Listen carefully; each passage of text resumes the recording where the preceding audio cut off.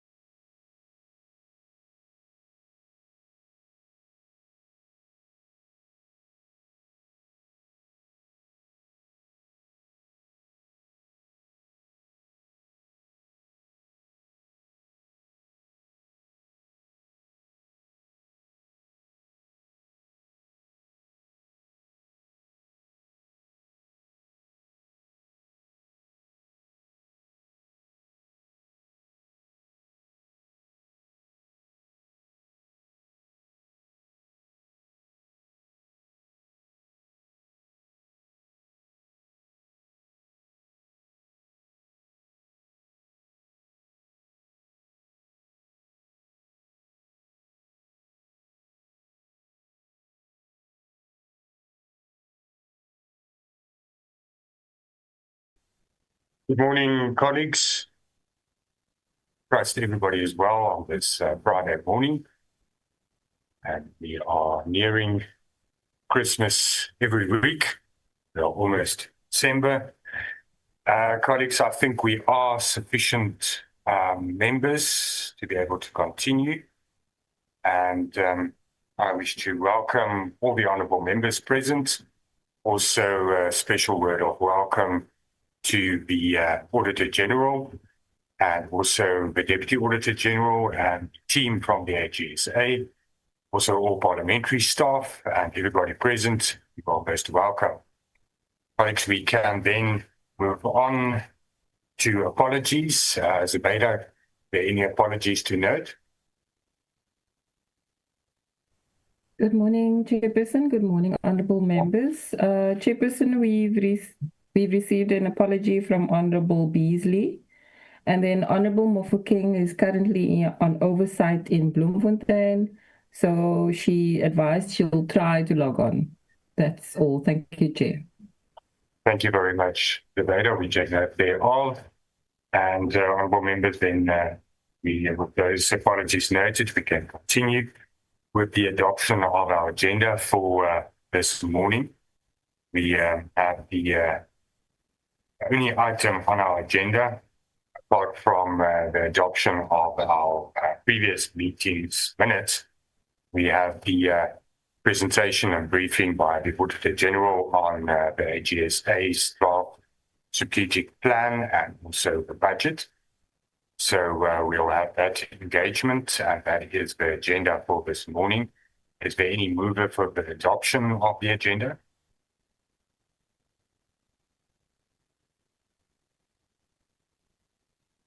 Anybody?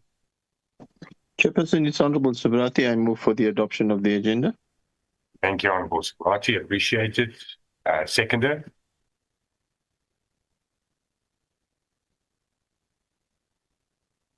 Chairperson, Honourable Garaba, I second the agenda. Thank you. Thank you very much, Honourable Member. Much appreciated.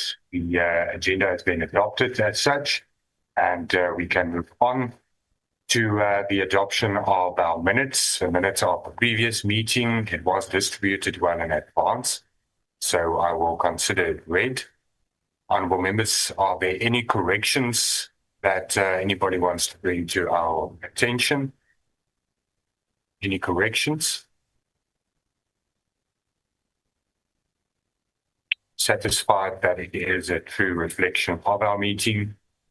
If so, can I have the mover for the adoption of the minutes? Marais. Marais moves. Is there a seconder? Honourable Subrati seconds, Chair. Thank you, Honourable Subrati.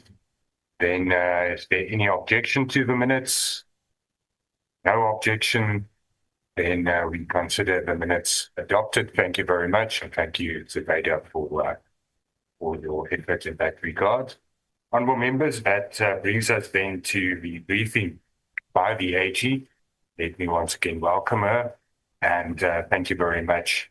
AG, you can take us through your presentation. Very much, Honourable Chair. Good morning to you, and good morning to the honourable members of the Standing Committee on the AG and my colleagues from the office. Ladies and gentlemen, a very warm greeting. I'm very pleased that we have the opportunity to have our annual consultation with SCOAG on our strategic plan and budget for the year 2027, as well as the 2 years following that. The process set out in the Constitution and the Public Audit Act sees us accounting to Parliament through SCOAG, and the engagement that we're going to have today is really for us to seek input from you on our draft strategic plan and budget, which we submitted to you a few weeks ago. And the process would be that following this session, we would take your input into account prior to finalizing the plan and the budget that we will then submit for tabling in the National Assembly before the beginning of the 2027 financial year. I'm going to take for granted, honourable members, that we just had an engagement last Friday that dealt with the annual report. So I'll try hard not to cover the same ground that we would have dealt with last week. However, if I do miss a few things, I will welcome your guidance and questions.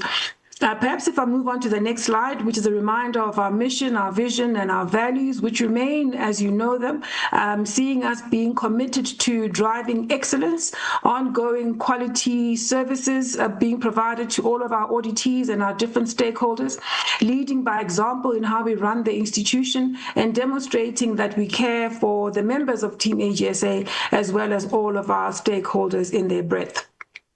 Our mandate and the legal form of the institution, I think this ground is well covered in our different conversations. As you remember, we are informed by our constitutional mandate, which sees us exercising our powers and performing our functions without fear, favor, or prejudice. As I indicated last week, I do want to brag once again that AGSA has been once again ranked by the World Bank as one of the few supreme audit institutions that does enjoy full independence. In terms of the next slide, which deals with our funding model, this ground we will cover in greater detail through the presentation that will be dealt with by the Auditor General, by the Deputy Auditor General when he presents the budget, because this funding model, which we've navigated with yourselves for a while now, forms the very basis for the budget that we've put together. A reminder of why we do the things we do and how we do them is that just like other supreme audit institutions, we aspire to make a difference in the lives of citizens. We look beyond the narrow audit and audit opinion and an audit report, but rather embrace the possibilities that an independent, effective supreme audit institutions would have to actually deliver on this aspiration of making a difference to the lives of citizens. Whilst we are independent, we provide regular audits that ultimately we shape so that we provide the right sort of insight that will inform and influence change and foster improvements in the performance, the accountability, transparency, and institutional integrity of all the public entities that we audit. Just like other supreme audit institutions, much of our work is informed by an aspirational statement and standard that is applicable to all members of INTOSI, which is about value and benefits of supreme audit institutions. Key pillars relate to us safeguarding our independence, making sure that we carry our audits in a way that is effective and we meet all our deadlines, and that our audits are shaped such that the reports do enable those that are charged with governance to actually execute their duties. And we also are called upon to report publicly on our audit results. Another key pillar is of us demonstrating ongoing relevance to citizens, to Parliament, and other stakeholders. And here our focus is on ensuring that we are alert to the changes and the dynamics in our environment, and that we respond to those changes, dealing with the opportunities and risks that are emerging.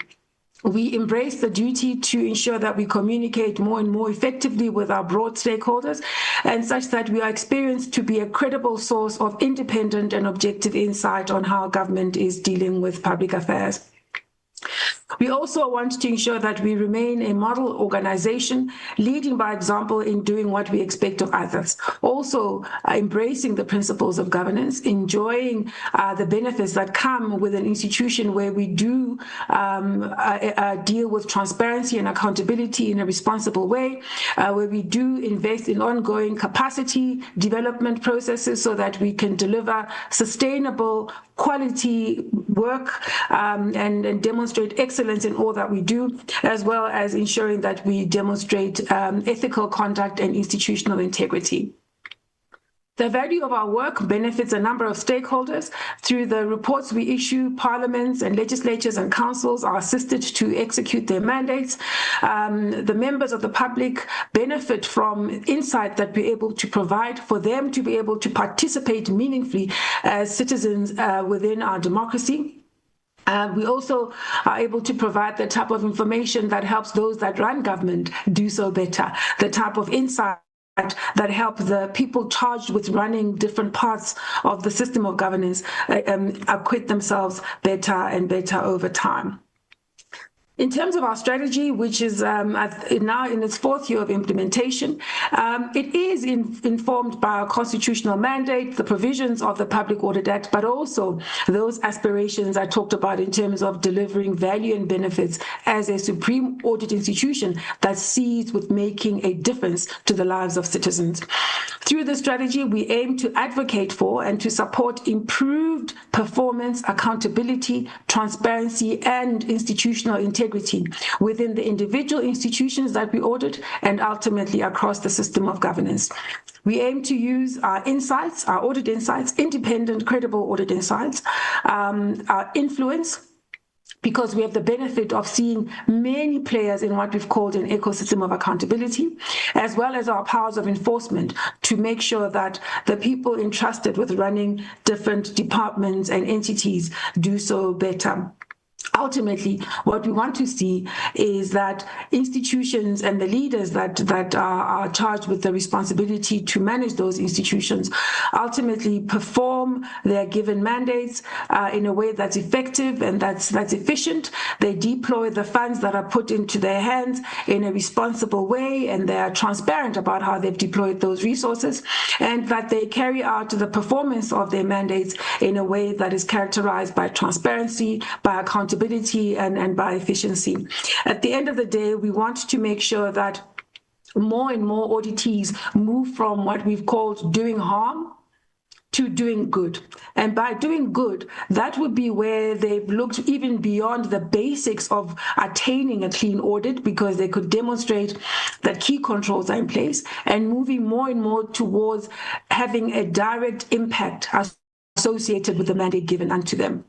So this particular continuum sees us looking beyond audit outcomes and having the type of insight and conversations with people that lead government, so that we get more and more auditees doing more than the basics and ultimately doing good. By doing good, they will be having a positive and sustainable and consistent impact on the lives of South Africans today and tomorrow, which is critical if we are to develop our country in the way that we would like.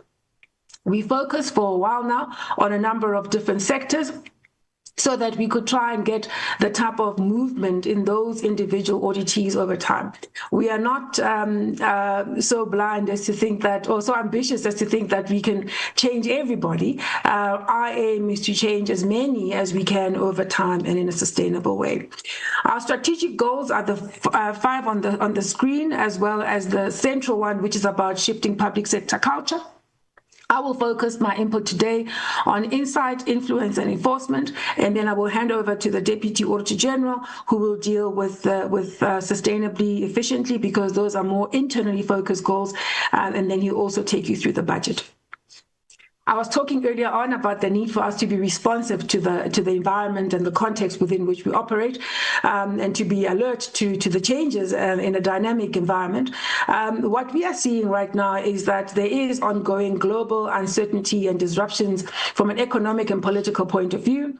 And if we look within South Africa's borders, the slow economic growth in the context of increasing pressure on the national fiscus does put significant pressure on how every single public entity operates. We're also seeing ongoing competition for scarce and specialized skills, which affects private sector, public sector, and acutely the Auditor General of South Africa. The work that we do is being done in an environment where the operations of every public sector institutions are becoming more and complex. And if we put it simply, there is growing pressure for every single public institution to deliver services, to deliver on their mandate, to respond effectively to ongoing, growing, but also complex and competing needs of citizens. And unfortunately, in a context where resources are becoming more and more scarce. We're also seeing within our auditees that there is ongoing poor institutional capacity for them to do the basics, deliver services, deliver on what it is that they've promised, but also do so in a way that's characterized by good discipline, good practices, good controls, good governance. And so all of those things require institutional capabilities. And unfortunately, the ongoing weaknesses that we see do have a scenario, create a scenario where far too few auditees have what it takes to do what it is they're supposed to do. And so we're embracing this particular risk as an opportunity for us to influence change, especially around conversations on needing to build institutional capacity for individual auditees, but also across the system. When we look in terms of the audit outcomes, we're seeing that there's more and more focus on individuals and auditees getting good audit outcomes, but then they tend to want to get those without really investing in the basics. And so what then happens is that there's ongoing pressure and pushbacks on the audit teams. We've got to embrace the opportunity and the risk that comes with that. We'd rather have people take audit outcomes seriously than not. We'd rather be challenged on our work because that makes us better. It also makes the auditees better. But of course, it does present risks in terms of the nature of the pushback. Sometimes they cause delays, but also sometimes they create tensions and threats and scenarios of intimidation that we do not want to see. We are aware that there's ongoing concern about the link between clean audits and service delivery, and our job is to make sure that in our articulation of the audit outcomes, we remain alert to the appetite for all of our stakeholders to engage with that. And then also we're seeing that the political environment is quite vibrant and changing very quickly, and we also have to be responsive to that. Across the political landscape, we're seeing that there's declining public trust, which in our view heightens the urgency with which all of us have to address the accountability failures, whether it's accountability for performance, whether it's about limitations on transparency, whether it's about entities operating within the rule of law, as well as making sure that there's good consequence management, effective consequence management when things go wrong, so that we can start to have a culture where wrongdoing is not tolerated. We're seeing instability at key leadership levels, which does delay the work of building institutional capacity. And so we are concerned about that, and we have to be responsive to it in terms of how we engage and how frequently we allow ourselves the space to engage with different stakeholders. We're also seeing as opportunities and risks the rapid technological advances, and it's risks and opportunities that confront all of government. They also confront the AGSA as an institution as well. And so we've had to think carefully about what those opportunities and risks mean for us. In terms of how we've taken on board where we are in dealing with our strategic aspirations, where we are in terms of the risks that confront us, as well as the opportunities in the operating context, we believe that we've now shaped a series of performance indicators and targets for 2027 that will have us move forward in the journey that we had set for ourselves. When we started a few years ago, we had set out a number of key areas that would enjoy attention over time. And this was where we said, let's pick out a few areas where we can really put our resources, our thoughts, our diversity of skills, the depth of talent, and really focus on those, because those could really change the game.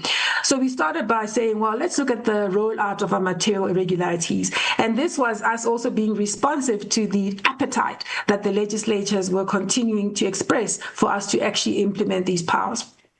We made sure that we implemented these powers across all of our auditees, and as I reported just last week, we've been able to have some very exciting areas of impact in terms of the type of MIs we've been raising, and ultimately we've even issued a certificate of debt. We had identified a number of value chains where we make sure that the environment benefits from an AGSA that has to audit every single public institution every year. And so we have the ability to look across institutional boundaries and look at the value chains. So some of the chosen value chains for our focus were education, health, which had been in place for a long time. We deepened our analysis on what happens in sanitation and water and sanitation. We deepened our analysis on infrastructure, especially in the human settlements, basic education, as well as health areas.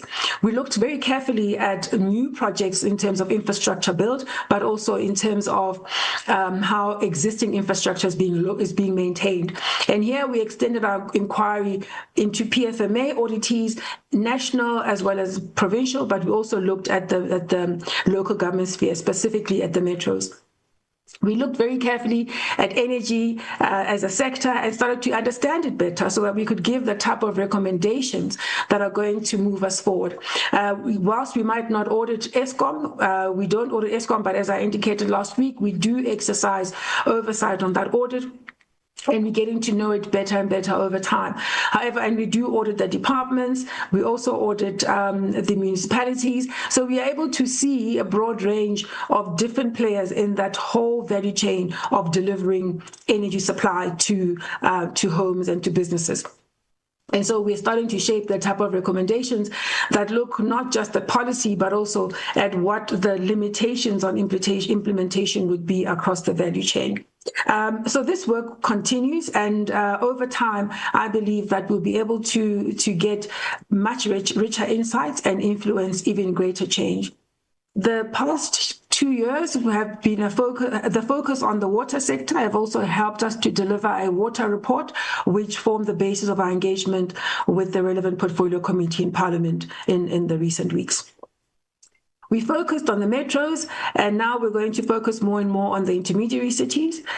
We did some work with the disclaimer auditees, and I think we've reported on that for quite a while. Some of the things we want to do going forward, beyond advocating for auditees to move out of disclaimer zone, giving insight for what the perils are of an auditee that sits in disclaimer zone, activating the accountability ecosystem such that role players in the national government as well as in the provincial governments take a greater interest on what happens with the disclaimer municipalities and make sure that change happens. We've also been able to influence attention from provincial legislatures as well as from the National Assembly. So we're quite delighted about the traction we're having on the matter of disclaimers. Going forward, we're going to put more and more effort in ensuring that we give greater insight on what happens, especially with the disclaimers that remain sticky and are not coming out of that zone. We've also decided to look more carefully at the key public entities. Some of the ones that are enjoying our attention would include those that have funding responsibilities, such as the SETAs, where they transfer funds into different spaces. So the sector education training authorities, where money flows through them, we've been able to look at that and say, what are the issues that need attention if we are to improve the value and the impact of the rands and cents that are going through those systems. We've also looked more carefully at other funding institutions to try and give greater insight on how they could improve their performance and their efficiency as well. So this work will continue going forward. So how we aim to assess this work is that we will ensure that the plans that I agree with the team, and those plans will be shaped before the year begins, that those plans are implemented. And at the end of the day, at the end of the year, I'm able to give an assessment on whether or not we've been able to do what we said we would do, not just from an input point of view, but also in terms of output and impact. And then on insight, in terms of what we want to do, we've shaped a multi-year audit plan, which indicates the areas of focus in terms of the type of insight we want to generate. And so what we will do is continue to implement that plan and ensuring that we target those specified areas of focus. And then in terms of what the output that we would have. So one of the things that every Supreme Audit institution has to worry about is the quality of the recommendations we are able to offer. It's one thing to give insight. Another thing, if we are able to use our insight and the influence work where we converse with different stakeholders to shape the type of recommendations that do change the game. The type of recommendations which are actionable and which, if they are properly implemented, will drive the type of change we desire. And so we are starting more and more to really test ourselves in asking, are our recommendations being implemented? And if they're not, why? What is it we've got to do differently to have those recommendations being implemented? if they are quality recommendations and we are influential in ensuring that we get the people who must implement those recommendations to buy into them, then we're starting to change the game. Because if they implement them, change will happen and we'll see the value and benefit of a supreme audit institution. So I'm excited about this because it's us really starting to do the work that our peers across the globe have been seized with, which is about making sure that our recommendations are quality, but also they're being implemented. The influence work, that work will continue. We have targeted different role players in the accountability ecosystem. We've ensured that we shape the type of information that we provide to them, when we provide to them, and how we converse with them so that they can get better at fulfilling their roles. The honourable members would have seen us having different conversations with the different portfolio committees in the BRRRs. We do similar work in the provincial legislatures. Whilst it might not be BRRRs, but there are different conversations on the outcomes from the annual audit. We've also been able to equip different role players, such as internal audit, with insights that helps them do their work better. The audit committees, so they're enjoying more and more of our attention over time. In another year or so, we will be casting our eye on shaping stronger recommendations to make the executive authorities more impactful as contributors into the ecosystem of accountability. One of the things that really gives me joy with this particular work is that as AGSA, we have broadened our attention from the accounting officer, because remember, our reports always talk about the role of the accounting officer. We've taken on board a recognition that it takes more than just the accounting officer or the accounting authority to drive change. And we have the benefit of interacting with the accounting officer as well as his or her team and their internal audit and audit committees. We interact on an ongoing basis with the executive authority, with the legislature, but also with other coordinating role players. And so our work is about making sure that we get every member of the accountability ecosystem au fait with what it is they've got to do and equipped with the wherewithal to do so in the best way that we can. We've also been quite seized with ensuring that we're not just talking to ourselves about the impact we're making. We want to get feedback from our stakeholders. So we do assess that feedback through different surveys, and then we're able to look at the type of areas of improvement that our stakeholders tell us we need to attend to, and then we have a plan to attend to those improvements, and then we have another survey coming up. So that work improves because that's how we can, that's the best way for us to sustain our relevance and value to society. We've also highlighted key stakeholders that we believe can be good contributors into driving the change we seek. And so we've got a stakeholder management plan that helps us to drive partnership with different players in the ecosystem. For example, the public bodies that conduct investigations, the ones that deal with law enforcement, other bodies such as the Public Service Commission that are seized with matters around professionalization, which we believe is a game changer. So we've tested ourselves to see how we can work more closely with them. We work very closely with the National Treasury and the provincial treasuries, but also we are seized with ensuring that our partnerships with the professional organizations are also deepening over time, especially the accountancy organizations. We've also got targeted interventions in terms of ensuring that we do have good stakeholder relationships that are effective with many different stakeholders. But all of this is put into a plan, which we then make sure that we implement in a responsible and well-directed way. I'm now going to hand over to the Deputy Auditor General, Honourable Chair, if that's okay with you, for him to take you through the goal on sustainably and efficiently, and then to talk through the budget. And then our presentation will be done. We'll then be able to hand back to you, Honourable Chair. Thank you. Thank you very much, AG. DAG, you are most welcome. Thank you, AG. Good morning, Honourable Chair and Honourable members. And good morning to Team AGSA colleagues who are on the call. AG, it's a pleasure for me to continue with the presentation on the sustainable side of the performance target. Chair, we have given you quite a lot of information. The aim is not to go through everything, but we felt it is important to give you the info. I will not spend all the time in all the slides. I will emphasize some few things though as we go through, especially based on some of our engagements in the past where I feel that we might have to expand to give the committee a sense of how we are doing things. So, Chair, on this particular target, we do have a target on being able to deliver our audits timelessly. In order to allow the oversight mechanism to work, it is important that AGSA conduct our audits on time. So for the March year end, we have to get the annual financial statement by 31st May, and we have to complete the audit by 31st of July. We assess ourselves in terms of what is the percentage of completion that we achieve as an audit office to ensure that we don't drag the audits unnecessarily.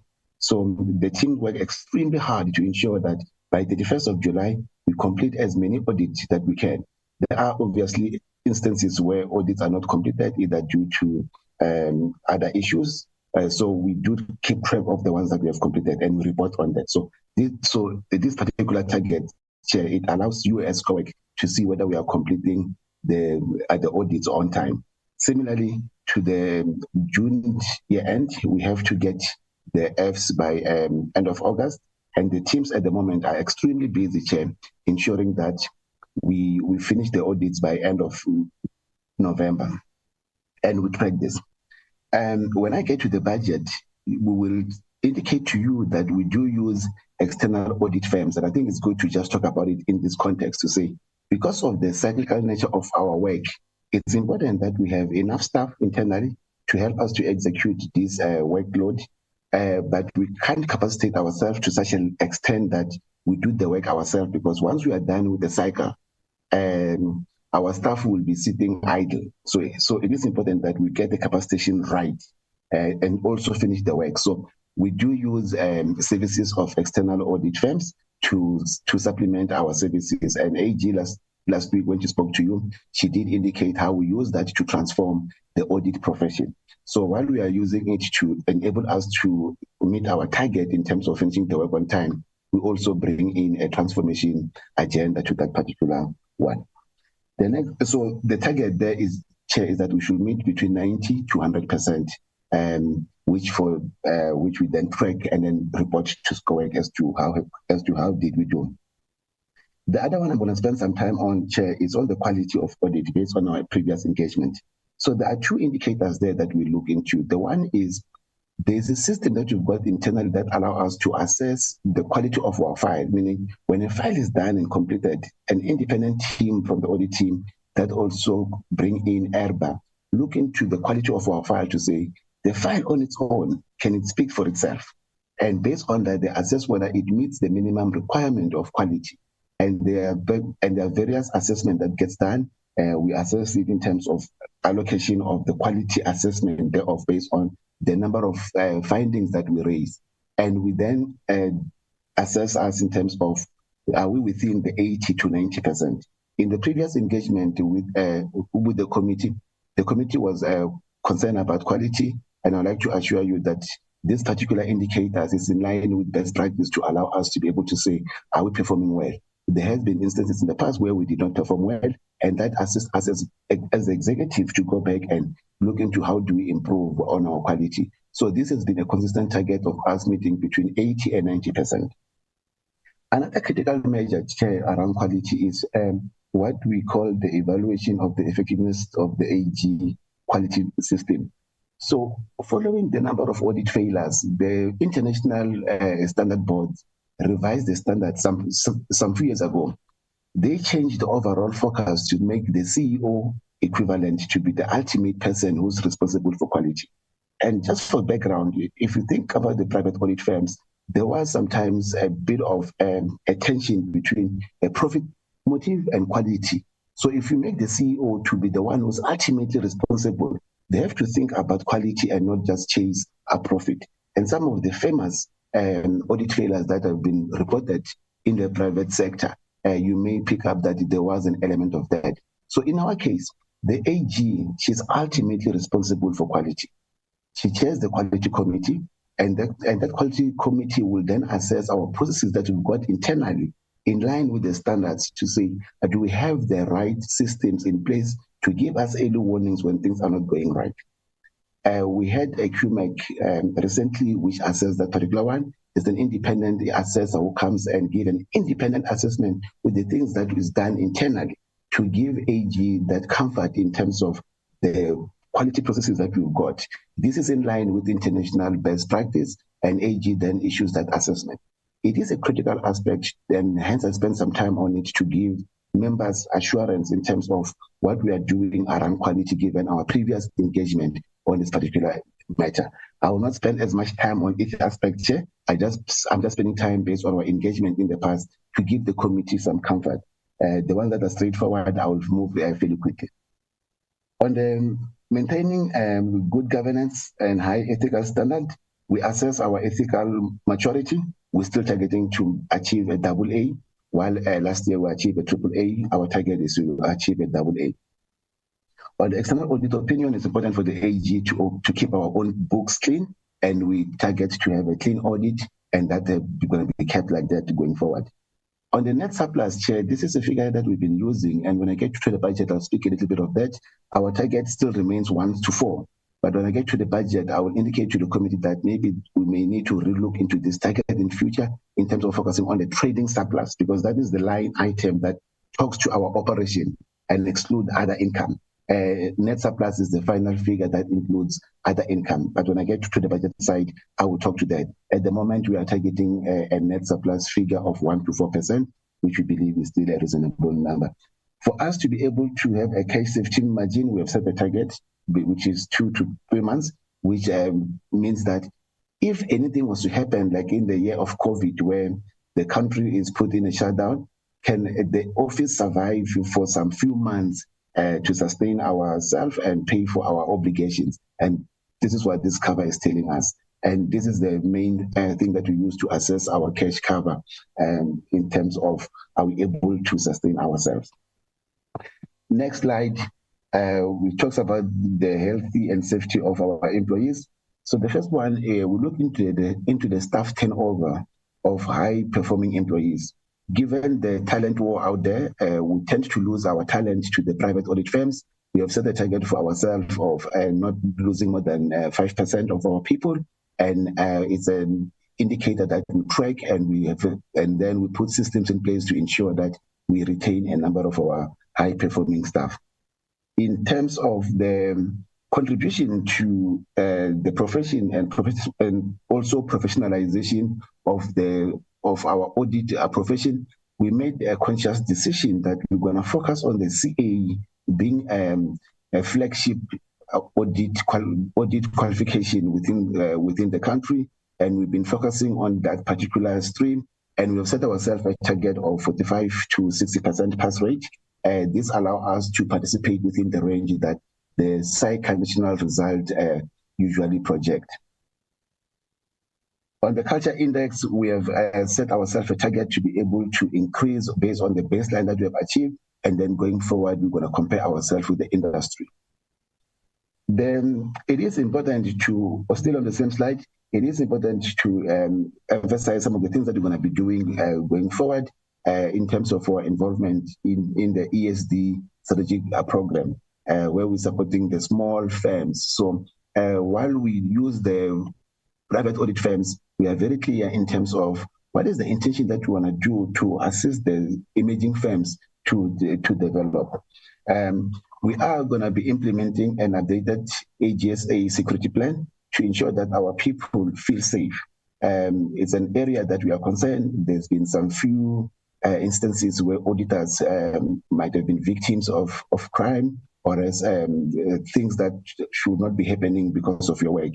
And it is important for us as an audit office to ensure that our people do feel safe and they feel secure. So we are going to be implementing going forward our revised security plans, which will be much more proactive. We are glad with the support that we get from the police in terms of the assistance that they give our people if there are instances that we do pick up. We're going to continue to implement our young professional program, which assists us in terms of achieving our CA pass rate. But beyond that, going forward, we are broadening our our expertise to include data analytics, to include the cyber expert, and also IT auditors. Next slide, please. A critical one is for us to implement our digital transformation program. We've been talking about it. What we have done is to put a 7-year journey map in terms of what needs to be done, a number of items that needs to be done. So as far as this one is concerned, for the next financial year, the target is to achieve 60 to 80%. And the question should be, why 60 to 80%? Because there's a number of things. We are allowing ourselves space to be able to make the tough decisions in terms of what are the critical projects that we need to implement. Because some of these do cost money, and if there's no money, you may have to make a call to say, which one do we prioritize? But then going forward, once it's stabilized, we intend to achieve a target of 75 to 80%. We allow that target to ensure that if there are resource constraints such as funding, we can make the call to say which one do we stagger so that we don't do everything at the same time. Next slide, please. We have given you more details on the digital transformation project. I won't spend too much time on it, but the critical part was we first had to deal with the foundation. So we have mentioned a number of times that we had an aged infrastructure from an IT perspective, which used to result in a number of audit findings. What we had to do was first to stabilize that environment, and we have been able to do quite a little bit of that. Then now we can scale in terms of our digital transformation journey, which include us being able to automate some of the manual processes using robotics and using AI to support at the back office. We've been able to enhance being able to have data-driven decision-making internally, but also on how we conduct our audits ourselves. This digital transformation will allow us to have efficiencies in the long run. So the cost drivers in our audit is two things, is the rate and the effort that we put in. We believe that when we digitize, we should be able to empower our auditors to do more, but then spend less time doing that. How will that happen? If we are following a digital-enabled audit approach, we should be able to use that approach to test 100% of the population and be able to focus on the exception, which is different to just taking a sample blindly and then having to chase it. This will enable our people to focus on things that matters. In the long run, this should allow us to be able to do our work with less effort because we'll be able to then focus on the things that matters. There will be savings in the long run. It will not happen overnight. And when those savings happen, we do intend to pass them back to the auditees. But this will not be an overnight matter. When you implement a project like this nature, the initial part is that you normally have a learning curve, and then only over time you then get the benefit thereof. We are proud about our digital transformation journey, and I will take you through some of the key spend as part of our budgeting discussion. Honorable Chair, on the budget, we have given you quite a lot of slides. I will not necessarily spend too much time on each one. We just believe that we need to give you enough information for you to be able to understand some of the things based on discussions that we have had in the recent past. Our funding model, as AG I mentioned, is that we have to be self-sustainable, where we build auditees for the effort of conducting the audit and we collect from them. We have all known the challenges in some of these auditees about their ability to pay us.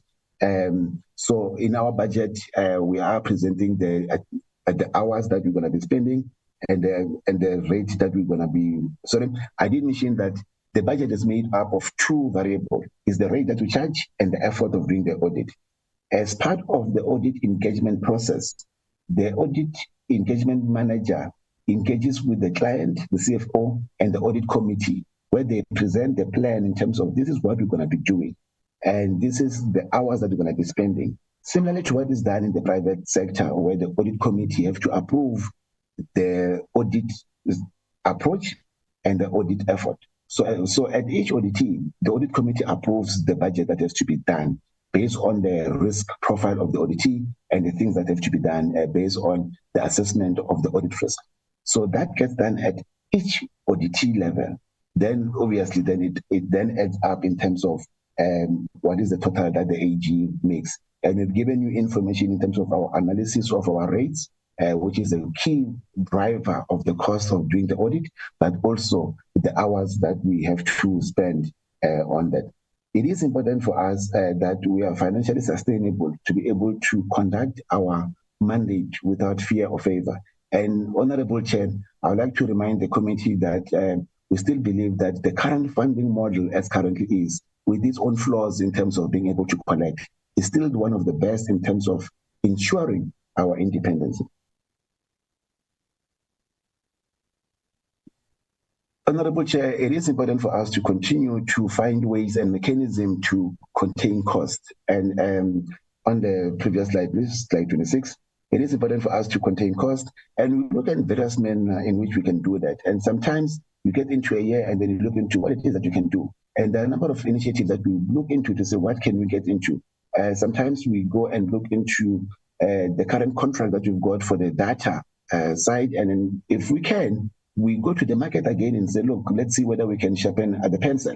Sometimes we look into some of the lease commitments that we've got and say, if we got into a lease before COVID and now this post-COVID, the availability of office space is not longer the same as before.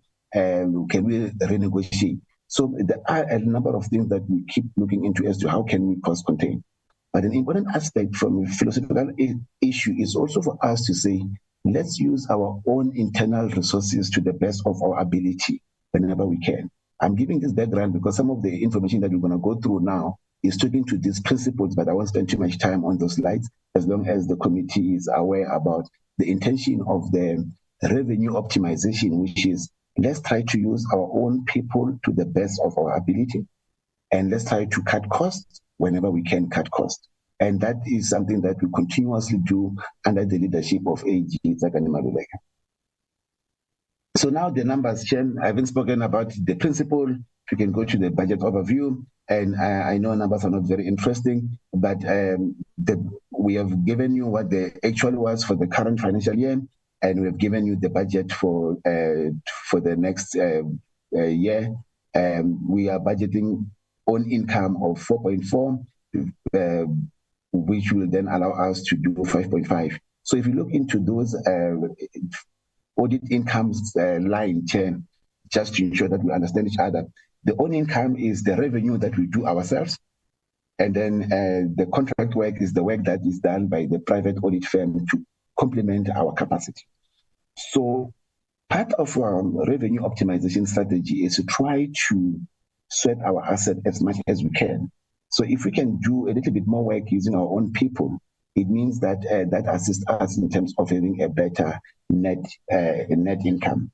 So that's how we have analyzed that line. So it might seem that when we do the actual, we achieve a bit more in the future because you do make certain assumptions. Like next year, we do intend to be going through a full rollout of our ASP. We have assumed that we're going to stick to the North Star in terms of what we should use for the CWC. And the intention will be, let's try to use as best as we can our own people. And when we get that right, it means that it will show a favorable outcome. I know there was a question last time about, are you doing the right budgeting? Obviously, when we budget, there are certain assumptions that we make, but there will be certain initiatives that we put in place to say, while this is the assumption, let's try to achieve this particular outcome if we can. And by driving a particular outcome, and that outcome does get materialized, we can see some benefits. But it will be irresponsible for us to ignore the assumptions that are valid when making these things with the hope that we'll achieve a certain outcome. But if you drive something, you can then achieve that particular outcome. I've spoken earlier about the net surplus, which is the final line. And above it, there's a trading surplus, which is the line that shows from the revenue that you've made and the cost of delivering the audits, what is your gross profit? The gross profit percentage that we are aiming for, Chair, is 40%, and that is our North Star. That allows us to ensure that we unpack the cost of doing the audits. We put the right resources, the right mix in terms of seniority, but also the cost of the auditees that are doing the work. Also the cost of the auditors that are doing the audits, bringing the right experts, but also the right seniority. We are targeting 40%, and we believe it's the right range to target. Then the overhead expenses. we are targeting to maintain overhead expenses to a maximum of 36% of our revenue. That North Star is something that you watch very closely, and we keep monitoring and see as to what it is that can be done. I did in the overview indicate that we look into some of the big ticket items, like if we can, we renegotiate the lease. We recently had to renegotiate the lease of the head office before it was to expire. Doing that allows you to be able to put the lessor in terms of if we don't come to the party, we can go to the market. And that allows you to then get better rates. And obviously, market trends do change. Post-COVID, things have changed. And we try to analyze what's going on to be able to put the office in the best position that it can. So it is an area that we continuously look into. A concern area at the moment is about the headcount. While the headcount is growing, we are still comfortable that it is within the philosophy of utilizing our own people as best as we can. But it's a number that we need to watch closely, that we get the sweet spot to be at the right level, that we don't go over that. Next slide, please. So, Chair, I've spoken about the principles, so I will move quite fast with the slide, but we'll try to give the committee a sense of what it is that we are doing. So I spoke about the cost optimization, and this slide basically just shows you a trend in terms of what was the budget, what was the actual, and what was the actual saving. You will see that there is a year where the savings look a bit too high, which was the year 22-23, where the saving was over 300 million. That was achieved because we made some tough decisions as the leadership regarding our employee performance rewards. We continuously look into these savings, and while we may budget based on current commitment, we do try as much as we can to renegotiate some of these commitments to suit us as and when we can achieve that. Next slide, please. There's been a question about our audit fee analysis, and I've mentioned that the audit fee is made of two components: is the rate and the effort. We do benchmark ourselves in terms of how does the AGSA rate looks like, and compared to the private audit firms, and we've given you that particular information. We have shown as to what has been the growth in the hours. So AGSA audit over 1,000 auditees every year. There's a number of things which has been happening. We have been taking back a number of the state-owned entities that were audited by the private firms. So the likes of SAA has come back into the fold. The likes of Transnet, we have taken it back. So that will contribute to the increase in the hours, because the basket of auditors that we are auditees that we are doing is increasing. This is in line with the recommendation from the Zondo Commission, and as and when we can take things back, we look into whether we are able to do that. So if you take back an extra auditee, obviously the hours will go up. So comparing year 1 to year 2, when there's been that change, without taking into account the fact that the base auditee load has changed, a simple percentage calculation may give the incorrect analysis. So it is important to understand that you need to compare the revenue for year 1 and year 2, but also understand whether the audit numbers have changed. Because if the audit numbers have changed, it may show a bit of a high increase. So it is important to take those things into account.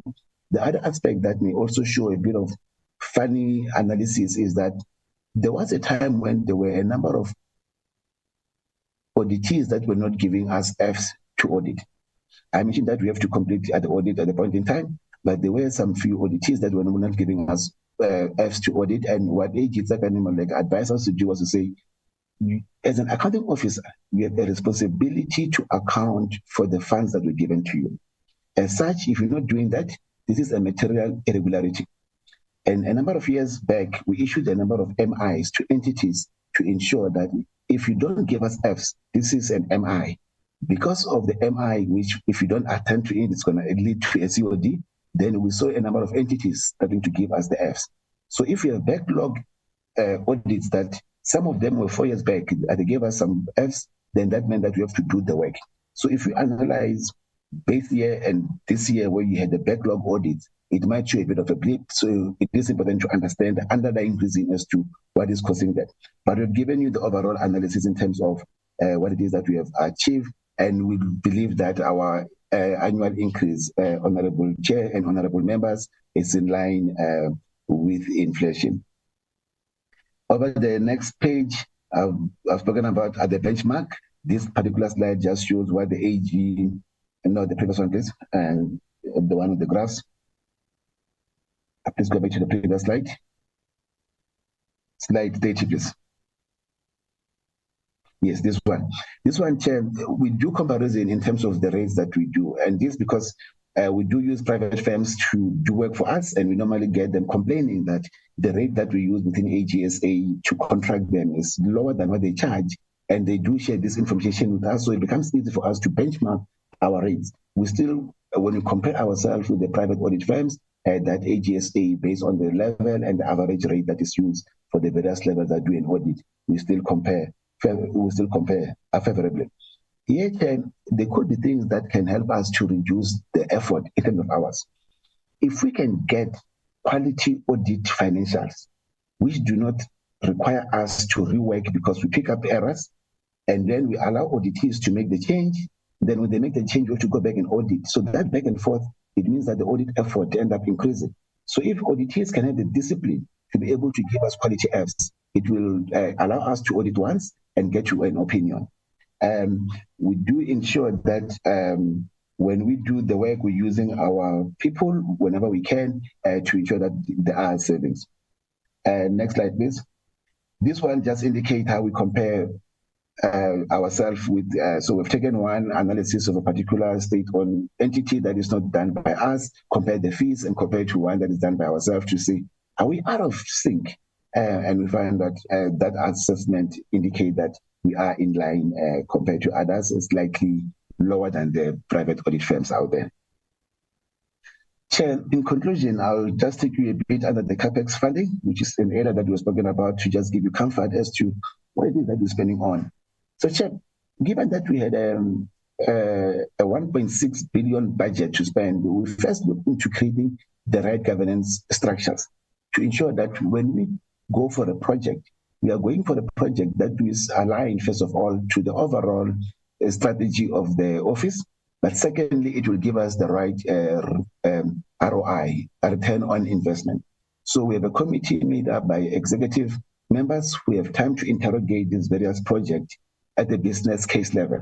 So what the business case owner have to do is to present a business case that says, I'd like to go for this particular project, either is modernization, and they will have to indicate what will be the rate of return on that particular project, when are we going to get quantitative and qualitative returns.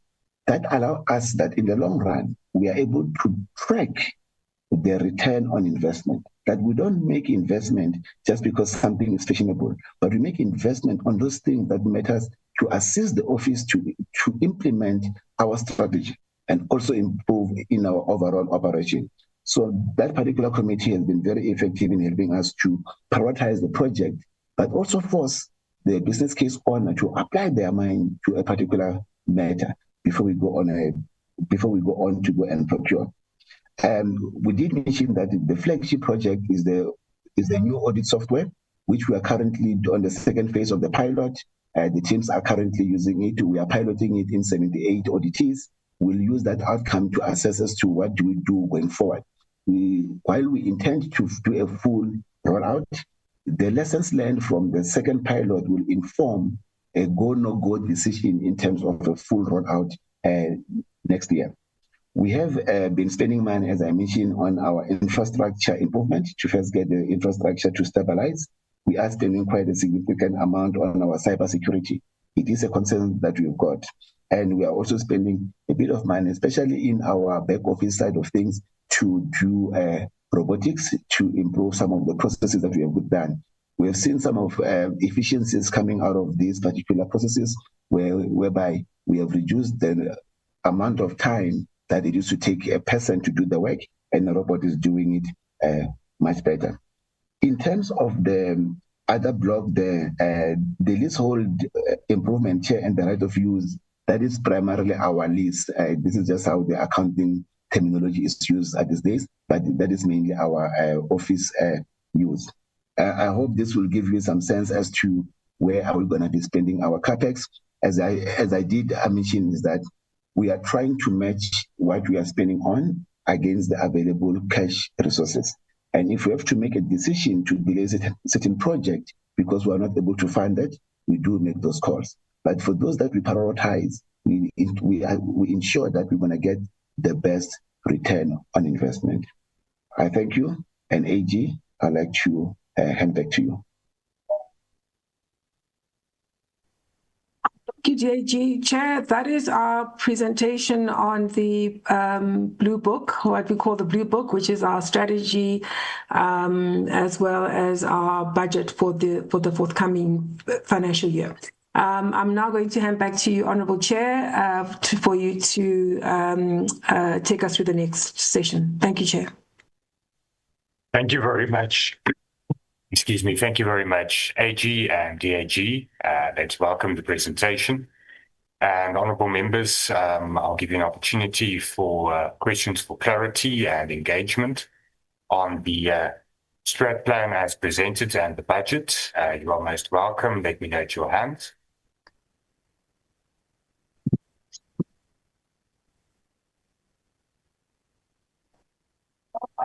The hand of Honourable Murray and then Honourable Subrati. Honourable Murray. Thank you, Chairperson. Now, mine is only a remark that I want to make as in practice with my engagement with various municipalities. It is clear that the municipalities complain about the audit fees that is payable by them. I do understand as when the budgeting was presented and looking at the private sector as far as fees in comparison with that, I do understand that because going forward in financial world, the world between public sector and private sector, it should be in the same line, same quality of work and same quality of payment. So I just put it to the table. I don't ask a question, say that is a complaint. And it's specifically the smaller municipalities that say that they absolutely can't afford the audit fees. So I just put it out there. And going forward with modern technology, and I think the advanced and audit software that the AG want to implement going forward to 2030 would be essential to see in which way we can actually cut the cost. Thank you. Thank you for that, Honourable Murray. Then Honourable Subrati, followed by Honourable Mente.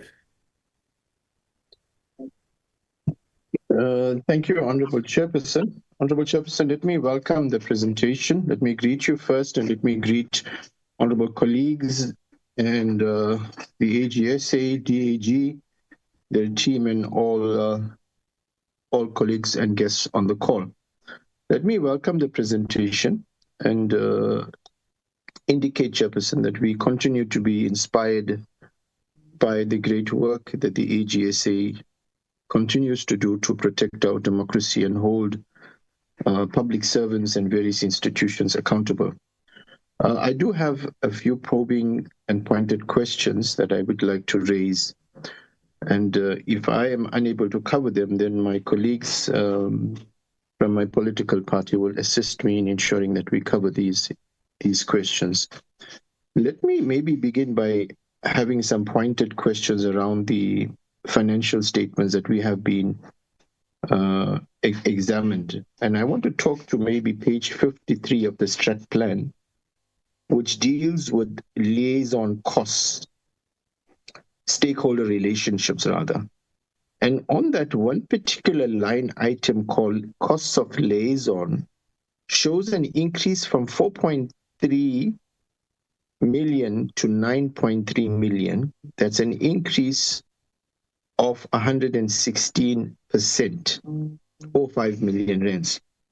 So then my question around that will be, can we then ask the AGSA to provide us a detailed explanation of the activities that are planned under this budget and how do they align with the strategic goals? Clearly an increase of 116% from 4 million to 9.3 million, from 4.3 to 9.3 million is a material increase.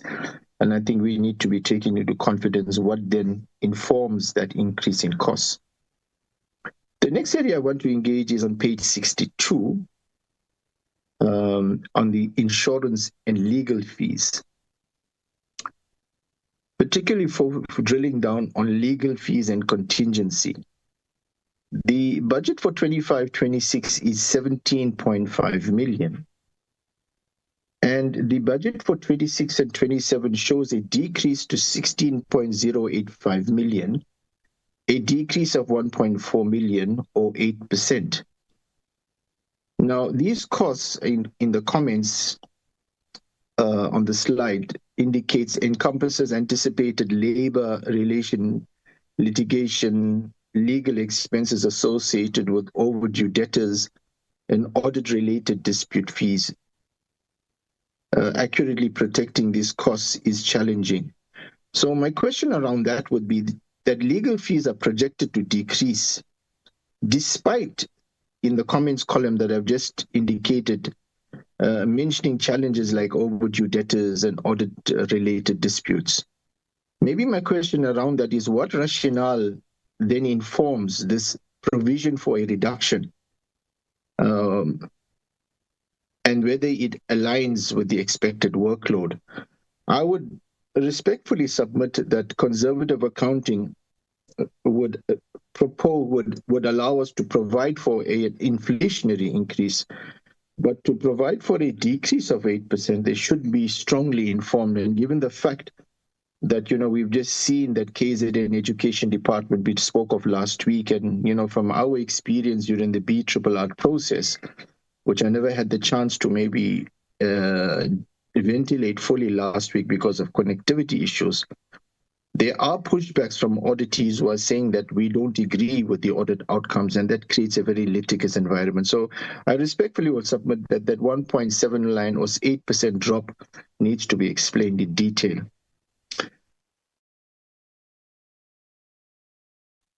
DAG, I tried to capture your now on CapEx because I want to talk to page 63 under the line item of depreciation, where the line item of right of use of assets was the percentage depreciation increase of all other items, such as motor vehicles, fixtures and furniture and equipment, computers, software, leasehold improvements show an increase of 5%.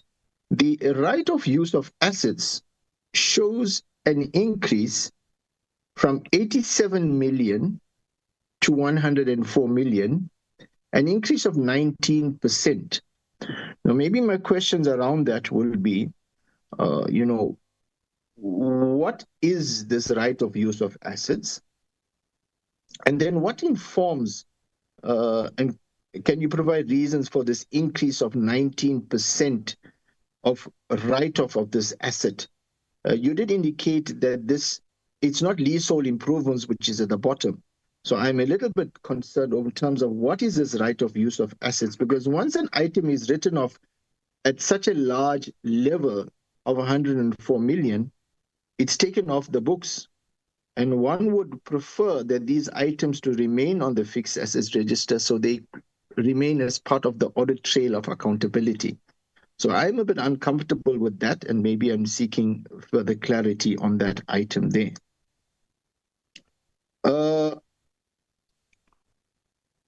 Maybe my question, Chairperson, and I'd like to have a comeback once I have an opportunity of colleagues from my who once they ventilated. Last week I raised the question surrounding the window of opportunity for auditees to ventilate their concerns. And I'm going to continue to raise this concern, Chairperson, because as I've indicated, part of our duty is to ensure that we protect the integrity of the AGSA. And one way of protecting it is to ensure that the AGSA is a democratic and fair body that allows sufficient opportunities for auditees to ventilate.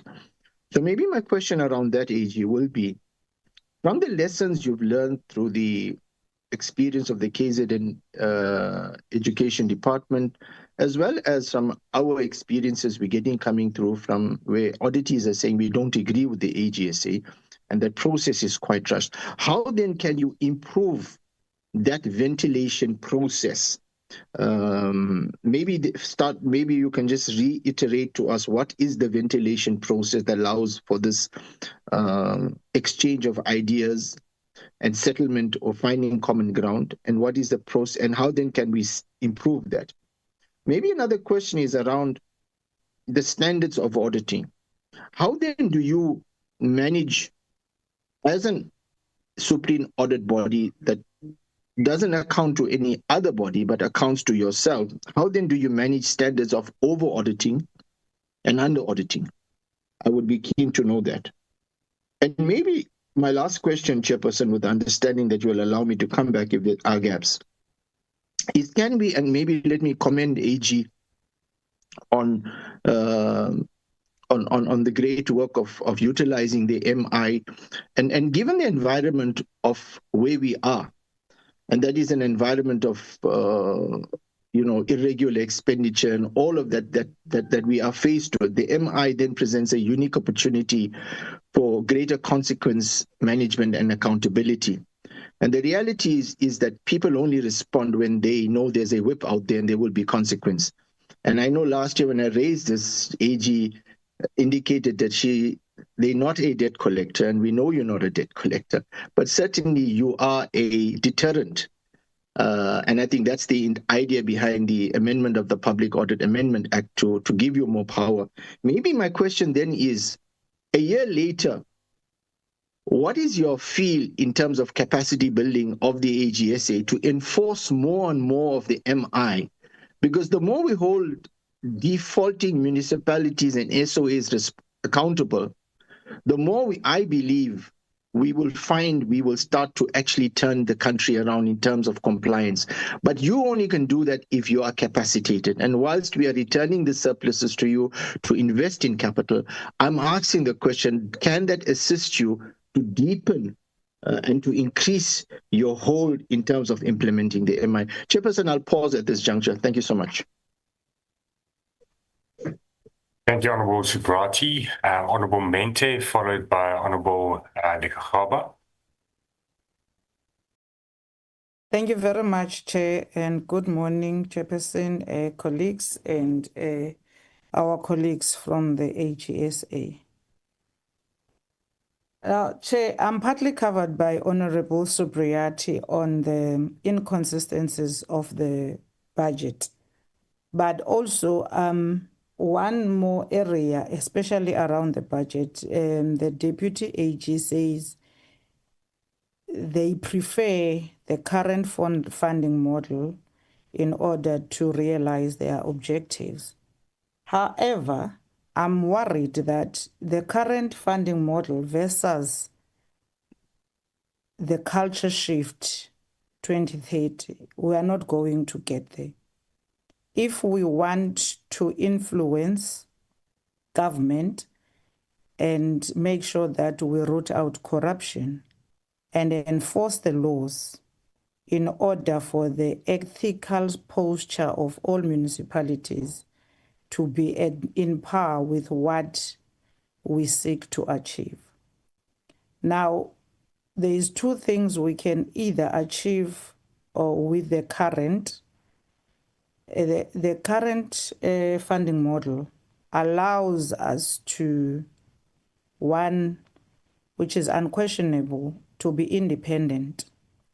But I don't think the independence of AGSA will be impacted by a line item budget from Treasury, because the same amount which goes to their auditees would just be ring-fenced and sent directly to AG. They know how many municipalities, they know how many auditees they have. So if they budget with that in mind and Treasury sends that money directly to AGSA, I think we'll perform better in order for us to realize what we seek to do with the culture shift. But secondly, in our ideas for this strategic plan and the approach thereof should always be at a level of trying to curb corruption in the country. You are doing well with the audits. Now we have an element of a pushback on the ground. And that element of a pushback is because we do not have enough auditors that are placed with your auditees in order for them to take them through. Yes, they have internal auditors that are developing the IFs and picking up on wrong cultures and correcting and doing everything. But by the time your office, and the AG has just highlighted that one of their problems is that the quality of financial statements is extremely low. And they have to go there, first correct, and then have to teach them how it's done, and then get to a finding which at times gets contested because only at that point an auditor realizes the information which the AG requires is actually available. Then they avail it again, then the AG has to go back to re-audit. And we spoke about this last week. This is because we don't have enough people at the AG's office to deal with these matters on the ground. Now, we have to also live with the reality, AG, that the quality of our financial statements is never going to improve. Why? Because the structure of government is still highly politicized. It's not professional. So a CFO that you find in the last financial year is likely to be a different CFO in the next financial year. And you have to say the same thing to them that you have corrected with the previous CFO. Now you have to teach a new CFO the same thing once more, meaning which you have 10 people that are stagnant with their audits because they are teaching someone whom they have taught the previous the same thing.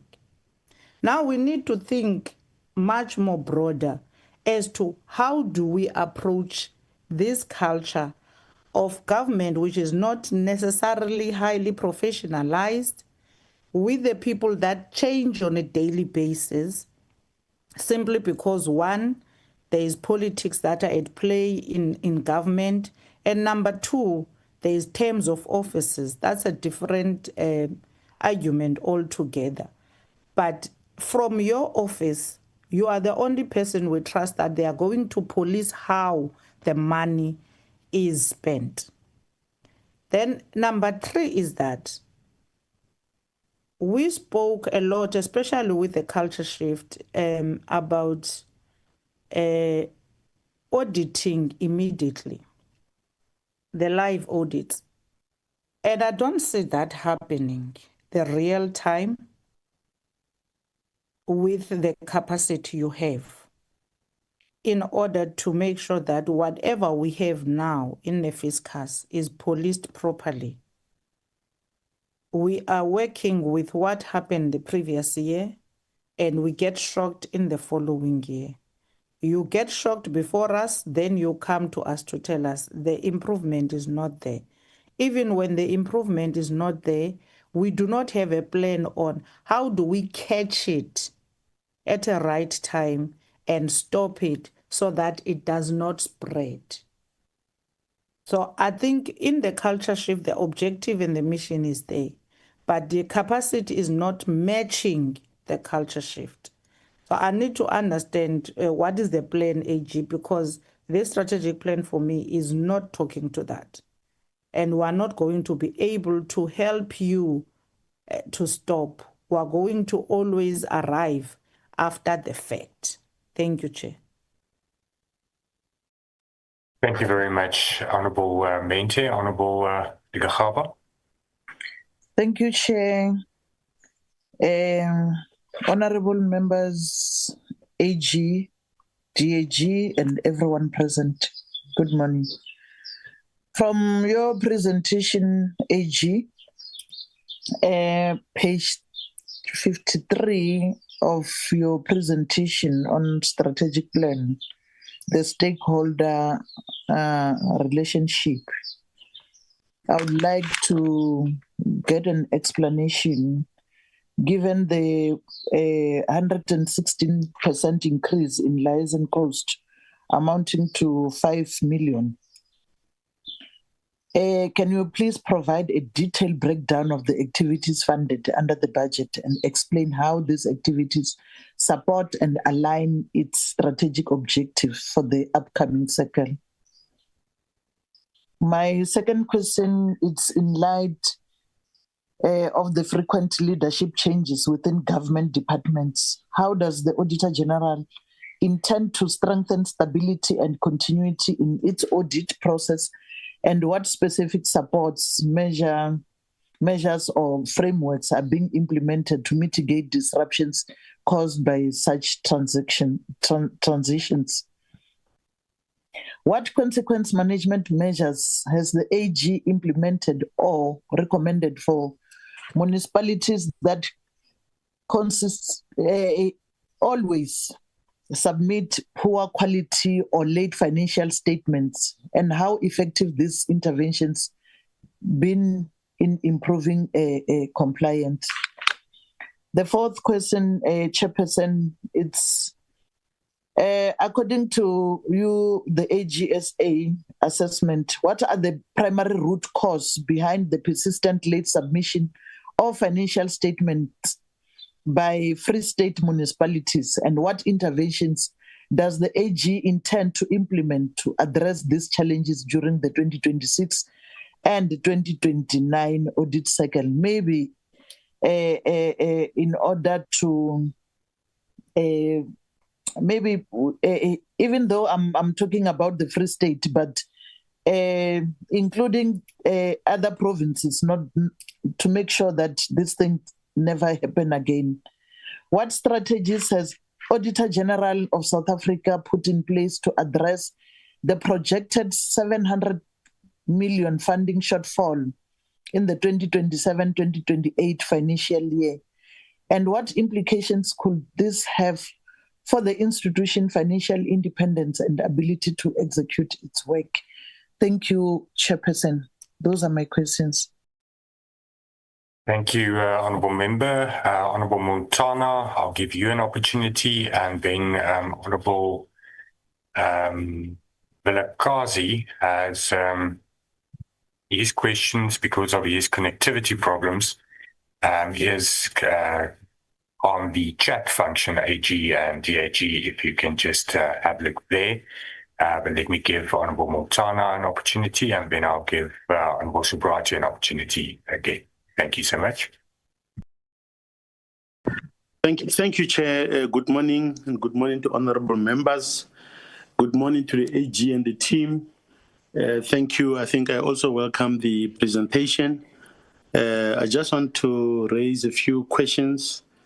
I don't know if it was a misunderstanding on my part, but I see that in the budget we're talking about a profit. I don't know if the AG should budget for a profit, and what's the justification, the nature of the entity.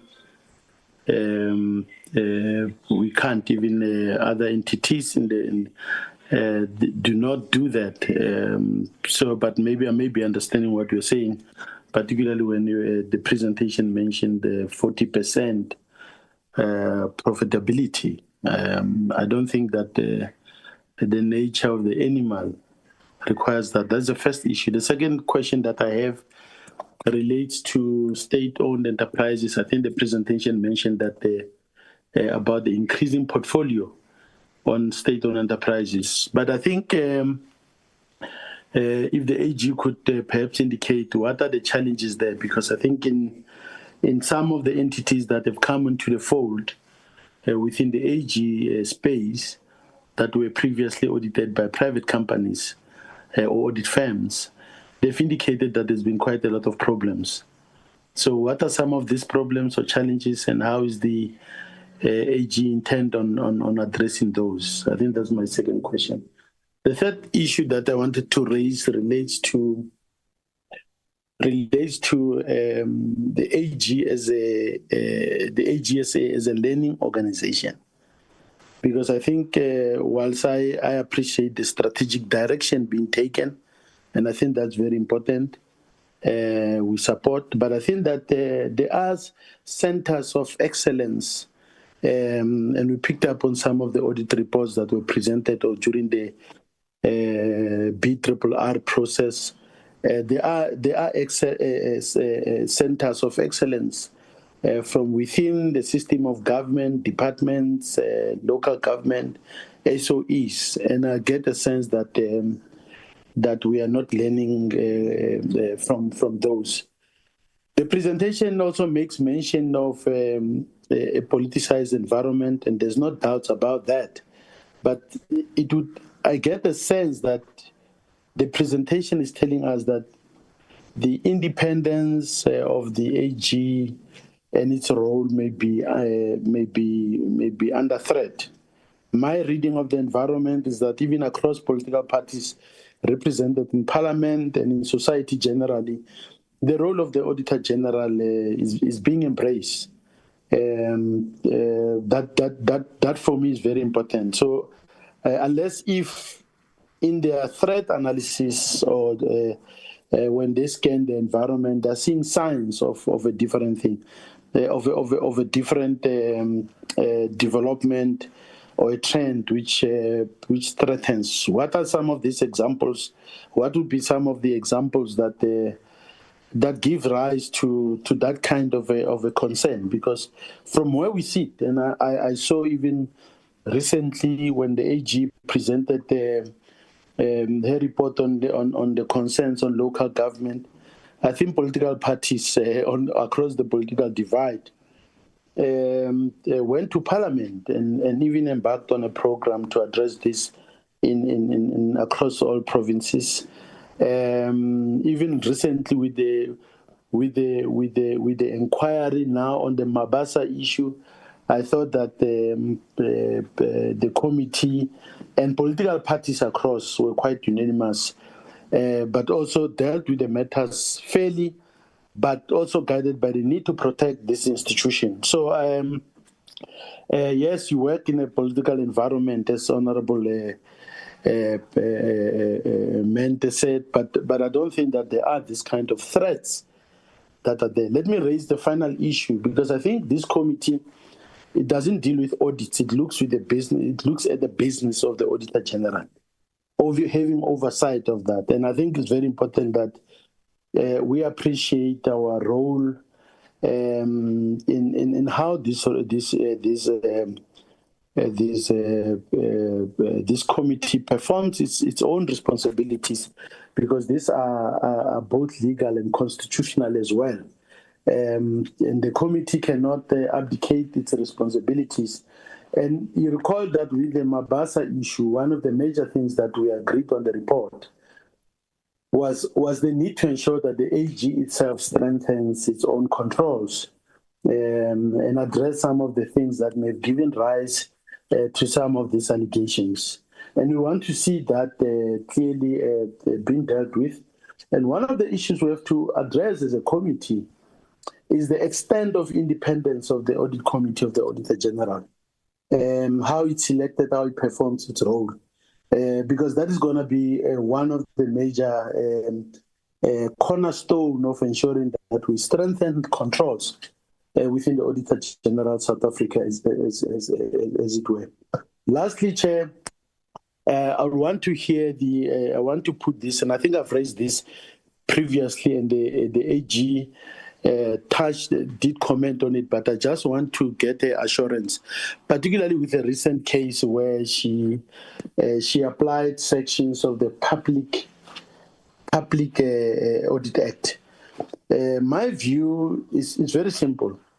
We are not, with the challenges and the nature of our own society, the capacity or lack thereof, we've got to address challenges, some of these challenges in a balanced way. For example, I think what we've seen in the public service over the last decade is not solely the lack of capacity, but we've also seen people in leadership roles, and I'm not referring to your CFOs or your internal auditors, but decision makers no longer taking responsibilities. And I think that's one of the unintended consequences. So it has impacted on the delivery of services, but also it has meant that we no longer have managers or executives within the public service, within state-owned enterprises, who are able to make to ensure that they take decisions that add value for money. Because even the emphasis on consequence management seems to be quite one-sided, which doesn't allow us to unlock value, doesn't allow us to get people who really drive things. So everyone is protecting themselves, and I don't think that was the intended consequences. What would be the AG's comment on observations in that particular space? And I think these are the questions that this committee should ask as part of its responsibilities. Thank you, Chair. Thank you, Honourable Member. Appreciate. Honourable Subrachi, I'm going to give you a second opportunity, but that will be the last question in this round, and then I'll give the AG an opportunity to respond. Thank you very much, Honourable Subrachi. Thank you, Honourable Chair. Let me also just indicate that Honourable Abila was supposed to have asked these questions because we did interrogate this as a study group, and she had to leave to join the SCOPA investigation to RAF, and therefore I am just covering where she has left any gaps, where she wasn't able to engage. Maybe my question will be around the AG's allocated 150.6 million for learning and development in the 26-27, reflecting a 15% increase from the previous year. This includes expanded support for bursaries, the Tutuka program, and study assistance for employees. So around the investment in employee training, my question then would be, what is the attrition rate and what is the career path for qualifying CAs? And my concern then around this is more, with all this investment that we are doing into assisting these employees to qualify, can we not then keep them contractually bound for an X period of time so there is some plowback into the AGSA? And then a question related to that is, these CAs that are qualifying who are involved on the ground, is there a plan then to use them and redeploy them to struggling municipalities where we know these types of skills are needed? And maybe then what are the bottlenecks that prevents us from motivating our graduates that we spend money into serving in municipalities? Ideally, we want to have a scenario where they join public service as opposed to going overseas and utilizing the experience that they've gained here, and the country doesn't benefit. So I think that was a question around that. A question would have been, and DAG, on your last slide, that given me a bit of goosebumps, where you've indicated an amount of 481 million will be spent. I think you tried to provide how the 1.1 billion investment in IT will be allocated in AI, in cybersecurity. But there's an amount of 481 million I picked up for intangible assets. Now, intangible assets are assets that you can't touch or feel.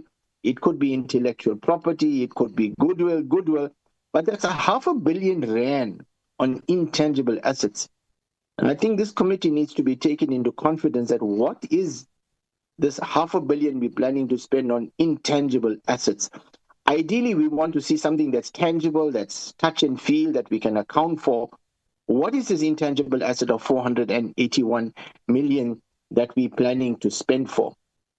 And my further question then will be around exploring collaboration between the AGSA and Public Protector, considering that the AGSA, Honourable Chair, has a successful formal relationship with the SIU through a memorandum of understanding which provides for a structured mechanism for referring MIAs and ensuring feedback. Could the AGSA explore the possibility of collaborating with the public protector as well. As a specific, any specific, and maybe as a follow-up, any specific challenges or structural differences that can or would prevent the establishment of a formalized MOU with the PP? Are there any, given that both Chapter 9 institutions frequently deal with overlapping findings related to maladministration, improper conduct, and misuse of public funds? And maybe the last question, AG, to you would be, noting and appreciating that disclaimers in local governments have decreased from 28 in 2021 to 11 in the most recent reporting period, showcasing progress in addressing some serious breakdowns. Maybe my question to you would be, what would be, the kind of target you would be comfortable to see the local government departments moving, like how we've seen disclaimer audits down from 28 to 11, in terms of the improvement in audit outcomes of these entities? Do you have a kind of a picture that you will be comfortable with, given the fact that we know we're not going to move from wherever we are to nil or to zero anytime soon, but maybe something that you would want, maybe not in this meeting, but at a later stage, provide us kind of like what kind of progress would you be comfortable seeing, given the fact that you are at the rock face year in, year out with these entities? Thank you so much, Chairperson, for this opportunity to come back. Thank you very much, Honourable Subrati. I comprehend the situation with Honourable Bella and the reason why she had to leave. So no problem in that regard. AG, there's a number of questions. I'm sure you noted them. Also, the question from Honourable Vilakazi that's on the chat, but I'll give you an opportunity to respond. Thank you very much, AG. Thank you very much, Honourable Chair and Honourable Members, for the questions and the comments. I'm going to do my very best to respond to everyone. I will ask the Deputy AG to attend to the questions that are asked about the budget, the stakeholder liaison costs, the insurance and legal costs in terms of what are the key assumptions we're making for that decrease, the write-offs on the assets on the leasehold improvements, as well as the matters around the intangible asset that will be invested in. And then also maybe one other thing would be to deal with the comments around financial sustainability risks and how that might impact the CapEx investment program. It may well be that the Deputy AG calls on the CFO who's on the line, but as they prepare themselves, I will tackle some of the other questions. Honourable Murray makes the comment about municipalities complaining about audit fees, and I hear this, and we're working pretty hard at dealing with it. Partly, we started with the differentiated audit methodology, which started to reduce some of the costs for some of the municipalities. We've also, as you rightly say, been investing in technology and the audit software program, which will help us deal with the efficiencies on our side so that we can pass those on to the municipalities. Maybe one other thing, I think as you were speaking, it seems to me that we have an opportunity as Team AGSA to perhaps invest in a guide or something like that to help municipalities prepare for audit. As time has moved on, many people would have changed roles, and perhaps that discipline has not been well established. So I'm glad that the auditors are on the line, and I'm sure they're listening to this hint that perhaps we need to invest in that guide that would help people prepare for audits. And in many ways, it would respond to some of the concerns that Honourable Mende is raising about the quality of EPS. Honourable Subrati, much of the questions were about the budget, which the DAG will deal with. I'd like to talk about the MIs as well as the window of opportunities for auditees to raise concerns. I'll start with the MIs. I'm quite clear that we are getting better and better at implementing this instrument. 5 years sounds like a long time, but if one considers that as soon as the legislation was put in place, we started working on it. We've had to make sure we understand it as well as our stakeholders understand it. I'm also the first to admit that the learning curve has been difficult and perhaps not as speedy as one would have hoped. Some of the areas we know we need to drive a lot more are around making sure that the expertise that we've invested in within our specialist audit teams starts to really bear fruit. We have a team that is staffed by forensics experts, as well as a team that's staffed by information systems auditors. And a combination of that, as well as the regularity auditors, should be at this point using much more data analysis to get to the nub of the big issues. It's starting to happen, but I've been quite clear that it needs a lot more focus. And indeed, that has been something we've agreed on with the executive team, that this work would enjoy their greater attention. I don't know that we need capacity at this time. I just believe we need to start getting the impact of their different work. Sometimes it's little hurdles that we as leaders need to take out of the system, whether it's about methodology or work programs, or about making sure that it's easy to translate what they do towards the end of the audit. But in a nutshell, I'm saying I don't think at this time we're looking for more capacity.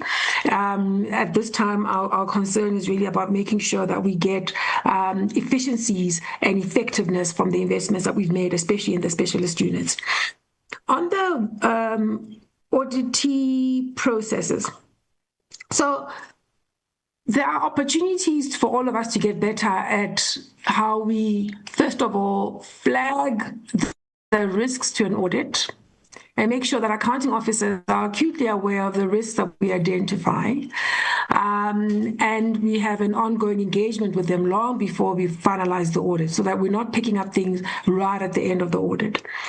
The second thing is there are multiple opportunities for accounting officers to engage with the audit long before we finalize. There's an audit steering committee that the accounting officers and CFOs ought to form part of. I find that where an accounting officer is focused on ensuring that they are present in those audit steering committees, many of the issues are dealt with long before we have to finalize.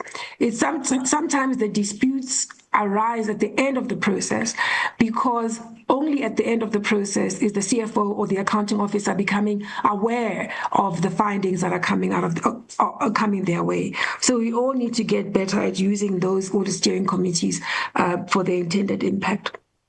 The third thing I'm aware we need to all get better at is making sure that the dispute resolution process that's available for real disputes to now be heard. Because if we've not flagged the issue at the risk level, or it's not being tabled and dealt with appropriately during the audit program, and that's for us to do as well as the accounting officer to deal with it.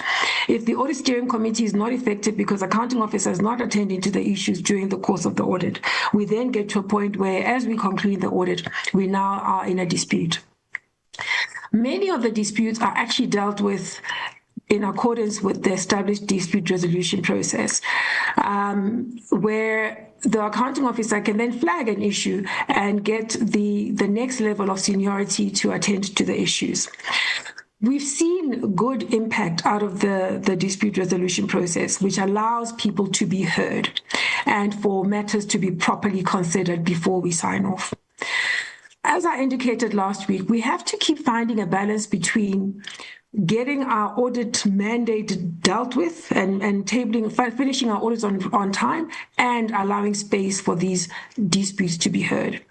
There are things on both sides of the table that need attention, and we'll continue to work on those.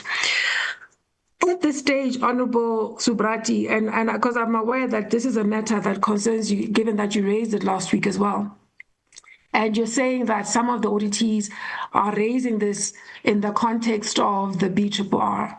Perhaps I'd like to invite you to share with me which instances these may be, so that I can look carefully at what is falling between the cracks, between the practices that we've established and I believe my team is implementing, and what the experience is on the ground. That way, I think we can then get specific and deal with the issue so that both you and I can have comfort that there's enough in the system to resolve these matters appropriately. Maybe one last thing around these processes. So I've indicated what are the processes. It's the risk assessment, it's the ongoing engagement during the course of the audit, there's a dispute resolution process. There's another issue. Many of the irregular expenditures and non-compliances, etc., which is where the disputes arise. If we are unable to find each other with the audit team, there is an opportunity for them to rather report the matter in their annual report, but not in their financial statements. And that's a dispensation that thankfully the National Treasury has put in place. What we are finding, though, is that there is a tendency to use that dispensation to kind of put things under assessment, but with no real intention to deal with them. There are a few places where that's been used to good effect, but in far too many instances, we're seeing a behavior where accounting officers and CFOs are quite happy to claim that a matter is a dispute and raise it at the end of the audit so that they don't have to disclose it in their annual financial statements. And then it goes into the annual report, and then it misses the scrutiny in the parliamentary process. The idea is that it should be able to be dealt with ahead of the financial year that's coming, but sometimes we don't see the requisite action. So maybe I'd like to reiterate my invitation to you, Honourable Subrati, and the other members. I think, Honourable Mende, you were saying that you've heard this. Please raise it with me so that I can close the gap between what I expect and what you might be experiencing. In terms of the matters that Honourable Vilakazi is raising, and I've tried to scan them and deal with them. Thank you, Honourable Subrati. The poor quality submissions, I agree that there must be stronger consequence management. But maybe there's also some opportunity for us to flag this more and more. We've been giving greater transparency on this problem, especially for MFMA, over the last few years. And we're not seeing a change. We've also been raising it in the context where there is ongoing reliance and inappropriate reliance on using consultants. So what it tells us is there isn't enough attention to building capacity to do the basics. And so that investment needs to be made, and that this set of disciplines needs to be put in place. So I think all of us have to keep insisting on it, because if we don't get to a point where all the leaders in government are seized with building and maintaining the required institutional capacity, then we're not going to have the institutions we need to deliver on our aspirations. So for us, this thing about the poor quality submissions tells a bigger story about capacity, about discipline, about order in the systems. If you pardon me, I just need to get them to deal with the noise outside.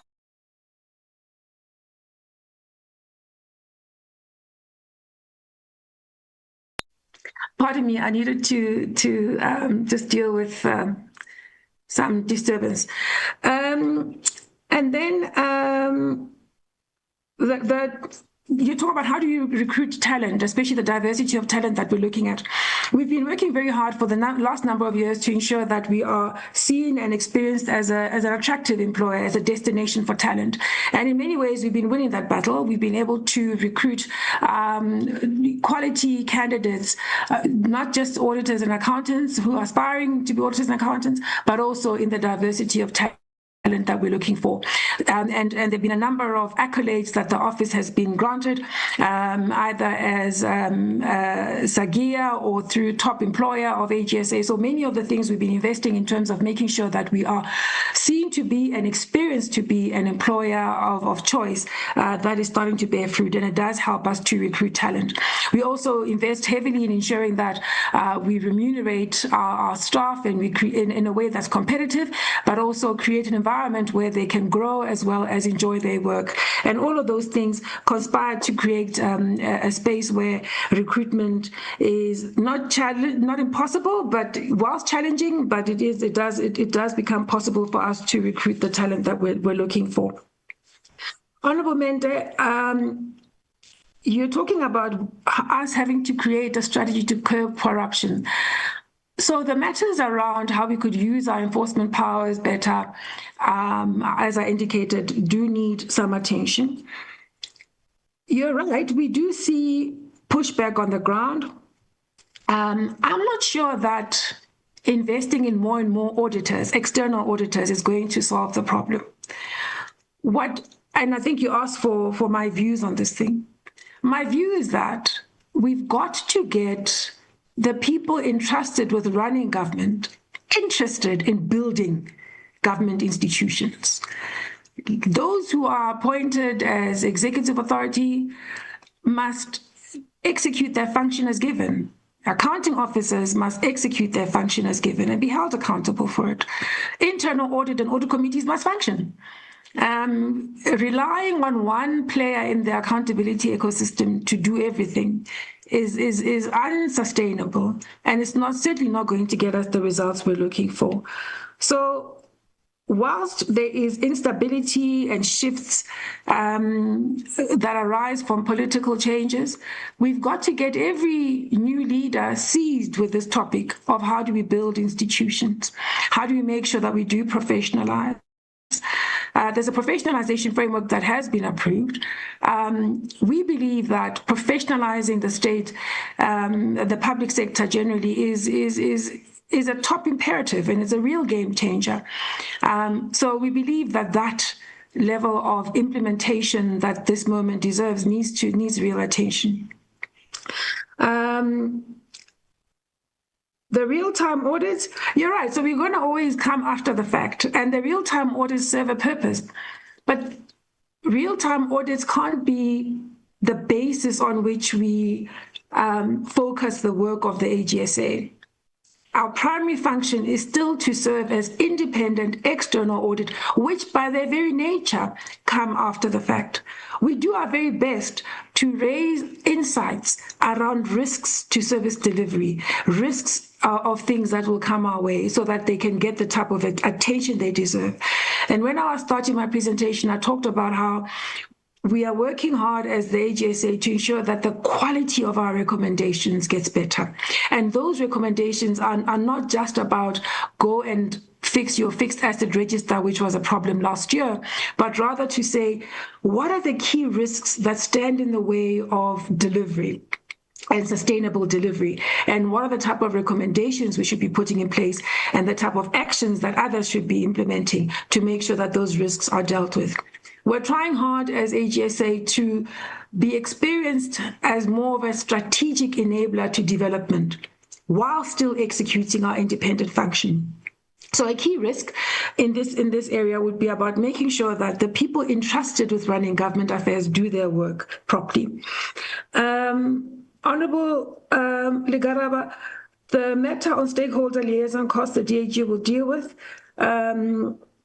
The mitigation on the impact of instability, I think it is still about professionalization. It is still about making sure that everyone that is appointed to serve as a steward over public resources, whether they're in the executive, in the administration, or in oversight, all of them have to do their work even better. And that's why we focus on driving a conversation about the effectiveness of the accountability ecosystem. Consequences on quality of financial statements. So late financial statements were a big problem, especially in the Free State. What we did was we gave insights on why this is untenable. We spent time with different role players in the accountability ecosystem, specifically in the provincial government, to raise with them the idea that they have particular responsibilities as well. We also we used our powers of enforcement, material irregularities issued in this area. All of those things helped to get the submissions better. I believe that the improvement that we see comes out of those interactions and interventions that we've had. How we're going to sustain it is by ensuring that provincial government remains not just interested, but actively engaged with their duties as given in law to ensure that at least submissions happen, that disclaimers are dealt with, and that accountability processes do happen. And then the matters around the financial sustainability, as I said, the DAG will deal with. Honorable Montana, the funding model that we have provides specific targets. So starting with a 40% margin, and that margin then goes towards funding our overhead expenses, etc. And then we ultimately get to a surplus. And the model sets out a 1 to 4% surplus that we target at the end of the year. In some years, we'll come in at 1 or 2%. In some years, we'll come at 4%. And the last year, I think we came at 5%. And that was because of the many changes that the DAG talked about in terms of trying hard to mitigate costs. That money goes towards the CapEx investments, which we've spoken about. So we don't retain a surplus for the sake of it. We do it so that we have enough as surplus, but also as cash to do what's required. We track surplus, but we also track our cash cover ratio very tightly so that we know that we have enough cash in the system to meet our regular obligations, but as well as invest in the long-term investment program that we've set out. So it's not profit so that we can brag about a profit. It is profit so that we can see how we are generating funds so that we can replenish as well as augment our capacity. The state audits, you're referring to problems, and I'm not sure if I understood the question. What we are seeing is that over time, we've taken on most of these SOE audits. The transition is not always easy because I think any transition to new auditors is not easy on management, especially. But also what we find is that our private sector auditors tend not to invest in the audits on performance information and particularly on supply chain in as much as we do, because those are requirements in the public sector audits that don't apply in the private sector audits where their focus is on financial statements. So that aspect, whilst they might do it, they don't do it as rigorously as we do. And so that work then results in the type of adjustment tensions that the auditees might feel. Our experience is that over a year or two, those things stabilize. There may be complaints, but actually after a year or two, those things stabilize, and the quality of the work that we are delivering is actually well appreciated by management, by the boards, by the executive authority, as well as by Parliament. In fact, part of why we've taken on these audits is through the insistence of the executive authority as well as that of Parliament. We are a learning institution and we remain so. And so I've taken on board your commentary around how you're experiencing centers of excellence in particular areas. And so we'll look carefully at how we ensure that there is consistency of what you're experiencing so that you see the very best on a consistent basis. The point I was making about the political environment, Honorable Montana, was simply to observe that there is relatively rapid change in the leadership of different institutions, in the oversight, in the executive, as well as administration. So what that means is that we have to be deliberate in investing time to build relationships, but to also ensure that our stakeholders have a healthy appreciation of the role we play and how we do it, but also that we understand their expectations and how we meet them. So it was really about saying we understand that things are shifting and shifting very quickly. Our need to be responsive includes spending time inducting the new leadership in a way that we might not have had to do before because of the rapid changes, but also ensuring that we get to understand the different role players and be able to meet their expectations. I agree with you that it's not about a threat to independence of the audit office. That's not the concern. It was more about saying, how do we make sure that as things change, are we responsive to the moment? You might have noticed that following the 2024 national and provincial elections, we spent a great deal of time inducting the executive, but importantly also the oversight structures in the provincial legislatures as well as the national parliament. So it was that sort of comment as part of being responsive to the changes. Our internal controls, the audit committee has reported on their oversight work on the internal controls, and I know that was also a conversation last week. We were not in the meeting with the audit committee, but I'm aware that they raised it when we were back in the meeting to say that they had reported on it again. So I want to just indicate that the work around focusing on strengthening controls enjoys the attention of the independent audit committee. None of the people that are on the audit committee are not independent in that none of them work in the audit office. All of them are professionals that have been generous with their time in terms of making sure that that audit committee fulfills the function for which it's been appointed. The matter around, you're asking me for my own commentary on the changes that we're seeing and how we can get executives and other decision makers to take more and more responsibility for the work that they're entrusted with. All I will say here is that we do need all of the role players in the accountability ecosystem to play their roles effectively. There are particular rules and prescripts that must be observed, and there are particular imperatives. And if there are rules to be changed, it must be done in a way that still realizes the appropriate balance between transparency and accountability on the one hand, as well as efficiency and effectiveness of spend. What we see is with less rules, it's when you then demand greater accountability and responsibility and transparency. And so my view is that we have to get all of the role players in the ecosystem doing their part. Then there were questions that Honorable Subrati raised on behalf of Honorable Bila.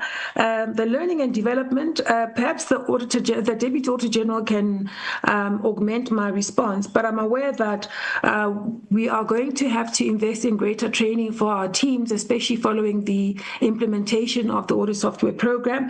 And so that work will continue. There was a question about the attrition rate. So our turnover levels are very low, and they have been for a very long time. And it's a measure we continue to track, which the DAG highlighted. And then in terms of the CAs that we're training, we do retain quite a number of them through the program called Ahluma, where after their articles or after they've completed their training programs, and we don't really want to increase our headcount significantly or permanently, we do give them a year or 2-year contracts so that they can augment the audit teams. They get to enjoy greater experience through our work, and then we get the benefit of their more experienced hands on audits, especially given the complexities we experience. So we have done what you were advocating for. My wish, Honorable Subrati, is that all of us as South Africans focus on getting the public sector to be a destination for talent. It saddens me when the CAs that come out of our office prefer to do other things rather than serve the public sector. And much of it is because our public sector isn't experienced as a destination for talent, where people are not going to lose their reputations, where the environment is one where they will enjoy growth and development and rewarding work, where they're going to be able to do their work without undue political interference. So the task at hand for all of us is to ensure that all of the municipalities, the public entities, the departments become environments where talented people actually choose to be, so that we can get the best in South Africa choosing to serve in the public sector. And then you were asking about the collaboration with the public protector. We have been collaborating with the public sector over a while now, and more recently we've strengthened the MOU between ourselves and the public protector to do exactly what you're advocating for. So I think over time you'll start to see the benefits of much closer collaboration between the office I lead and the office that the public protector of South Africa leads. adverse and disclaimers of audit opinion. I finished my term as Auditor General in 2 years' time.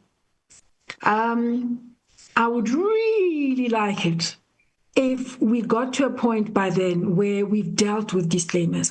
Not to say you're not going to have aberrations. So maybe one particular department or entity has got a cybersecurity incident and they can't get their records in order, that sort of thing. That could happen, and I guess we have to contend with that. But a disclaimer of audit opinion tells the most unflattering things about the people running that institution. And so it is so undesirable, and we really have to accept that we should no longer tolerate them. So my wish is that we rid ourselves of this legacy of disclaimers of audit opinion, and we, over time, also get out of the adverse game and get to at least where unqualified audit opinions on financial statements are the norm. There is absolutely no reason why we should tolerate these disclaimers. So I'm glad that they've come down. It's work that needs to continue. And obviously, long after I'm gone, I'm hoping that tone about not tolerating disclaimers continues. That and submissions, I think, are the same thing. If the people appointed to serve as custodians of public funds are not even motivated or inspired to submit financial statements, it says a great deal about the posture that they've adopted as stewards over public funds. And I strongly believe that that's something we should no longer tolerate. I've tried hard to respond to all of the questions and comments. If I've missed anything, Chair, I'd like you to please alert me. But in the meantime, I'd like to hand over to the Deputy AG for him to deal with the matters around the budget and the financial sustainability. Thank you very much, Honourable Chair. Thank you, AG. You can go ahead, DAG. Thank you, AG, and thank you, Honorable Chair. I'll try to be quick to deal with the budget-related queries. Honorable Subrati, I'll start with you. Intangible assets, it relates to our audit software. So you can't touch it, and that is why it's called intangible. But the critical part where it's classified as that is that the manner in which you capitalize for that asset, especially if it's developed in-house, you are allowed to capitalize costs for resources that are helping you to develop it. So in our case, it's not necessarily meaning that you are paying out to buy that asset, but it's the cost of getting that software in. So we do have people that have been moved from their daily operation to be assigned to this project. The accounting standards allow you to capitalize their cost. So at the end of the term, the intangible asset will then be classified as the audit software. But the critical part is, from an audit perspective, is while you're capitalizing this asset is the value. So if you develop an asset or as a new software, but you never use it, auditors have to question as to whether is it still worth an asset? Is there still value on it? So in short, it is the audit software that we are currently creating, that we talk about to be the main flagship project. I hope that answers it. Let me deal with the accounting issues so that we are clear. So on the matter of the leasehold improvement, similarly, we recently extended our lease for 7 years. The original lease time was 5 years. The new standard that came into play in 2019, what it does is, when you sign a 7-year lease, it says, in theory, you have a right of use of the asset to conduct your business. So what you need to do is that you take the future value of the lease payment on day zero, and you then create an asset. So that becomes the leasehold asset. You also create a liability.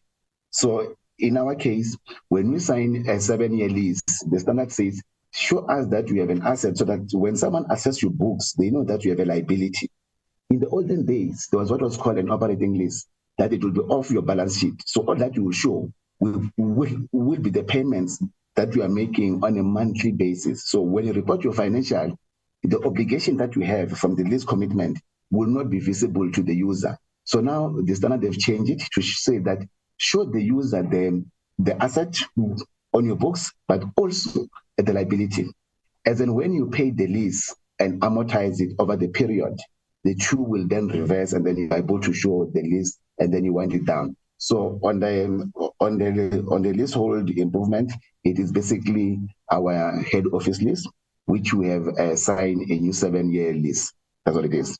And while we are not paying it upfront, we're paying it through monthly lease payment.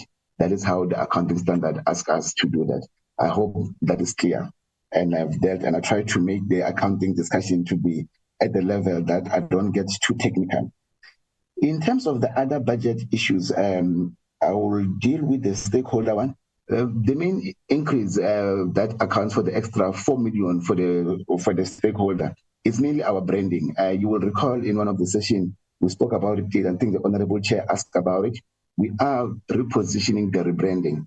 And this is important for us to be able to be top of mind, especially at the university. So there is a branding campaign that we are doing in terms of how we see our slides are looking at different and everything else. So for the extra 4 million that we're going to be spending, I believe that it is a worthwhile exercise for us to go through that exercise.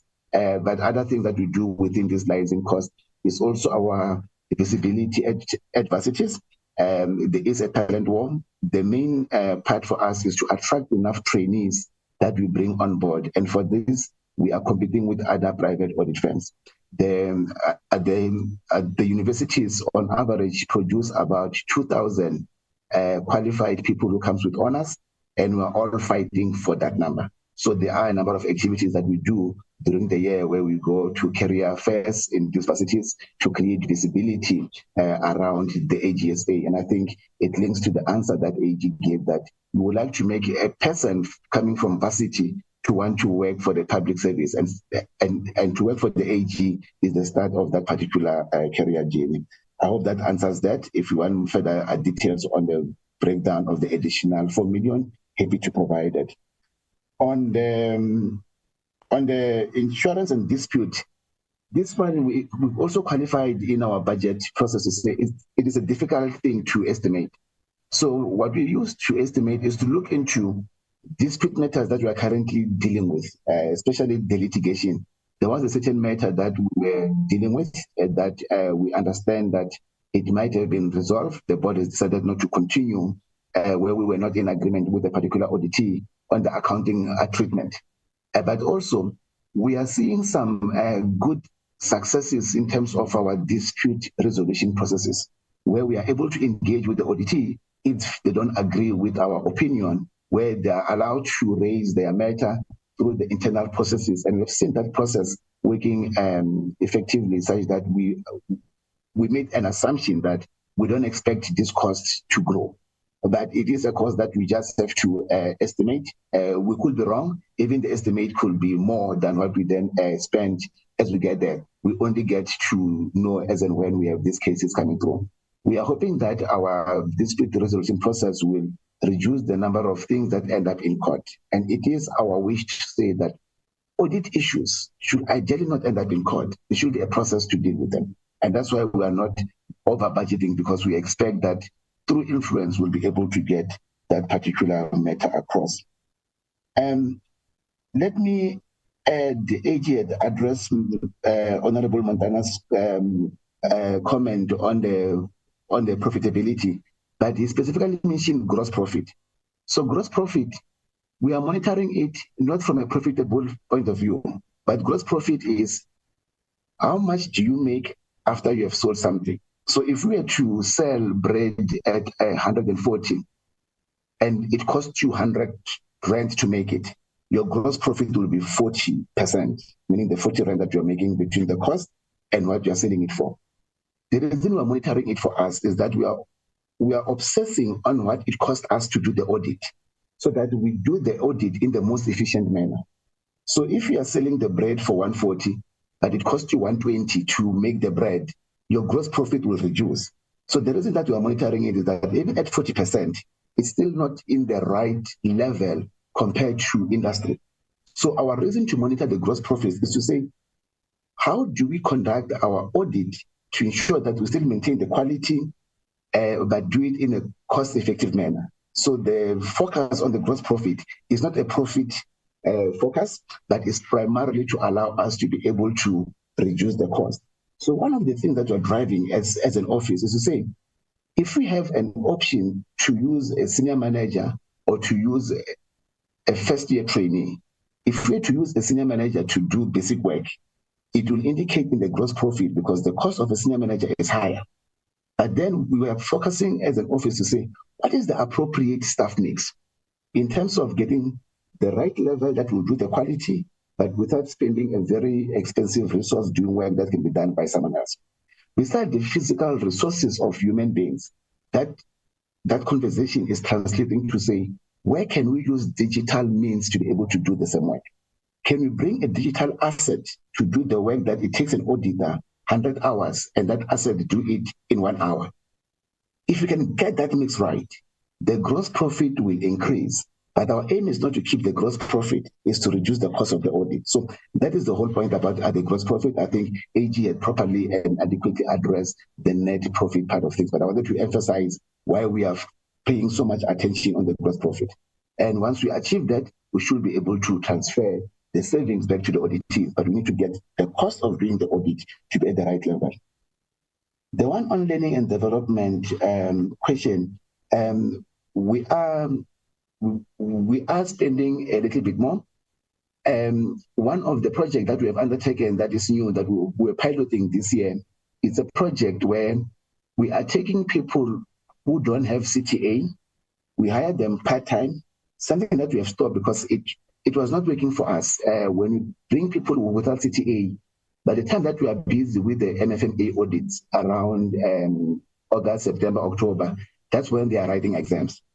But we realize that we are struggling to get the numbers that we need of people with CTA. So one of the project that we have undertaken is to partner with UJ, and we appreciate them coming to the party to create a project for us that they don't do distance learning. And part of that was for this year, we had taken 50 students, which next year we intend to grow that number to either 75 or 100 based on the success of the pilot project. FASET has come to the party in terms of paying some of the costs of these people. They are paying the academic cost and we are paying the salary cost. But those kind of initiatives is some of the things that is contributing to the increase in these numbers. Our intention is, if we are able to invest in these people and they pass, next year they are available to assist us, and we have given them an opportunity to be CAs. And I think overall, in terms of our initiative to train our people and keep them, AG had adequately answered it in terms of us giving our post-article people an opportunity to stay with us. We're actually having an extra yesterday where we're deciding as to what is the strategy, because at this stage, we're getting to our Atluma pilot people that are coming to their third year next year to say, do we keep them, do we release them? Given that we might have a learning curve on our audit software deployment, we've made a call to retain them for 1 more year. And we do hope that the experience that we've given them will allow them to go and be effective public servants when they do leave their office. I hope I've dealt with all the questions around budgeting. Thank you, Chair. Thank you. Thank you very much, DAG. Honourable members, any follow-up questions?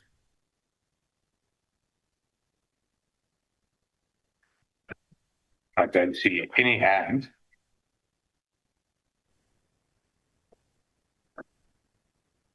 Now, there's Honourable Subrati. You're most welcome. Thank you.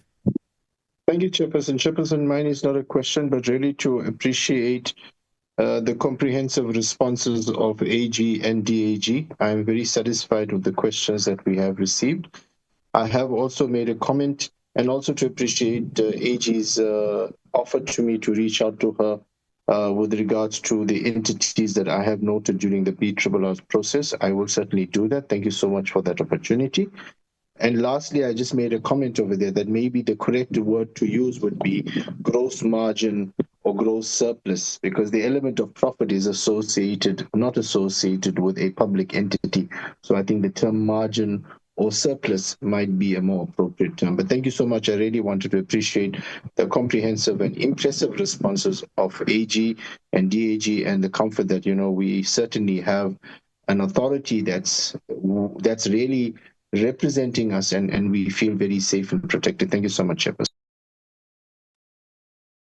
Thank you very much, Honourable Subrati, and let me also thank the AG and the DAG for the comprehensive responses and replies. And I also think the terminology in terms of surplus is better suited. But thank you for that, Honourable Member. Any further comments or follow-up questions, Honourable Members?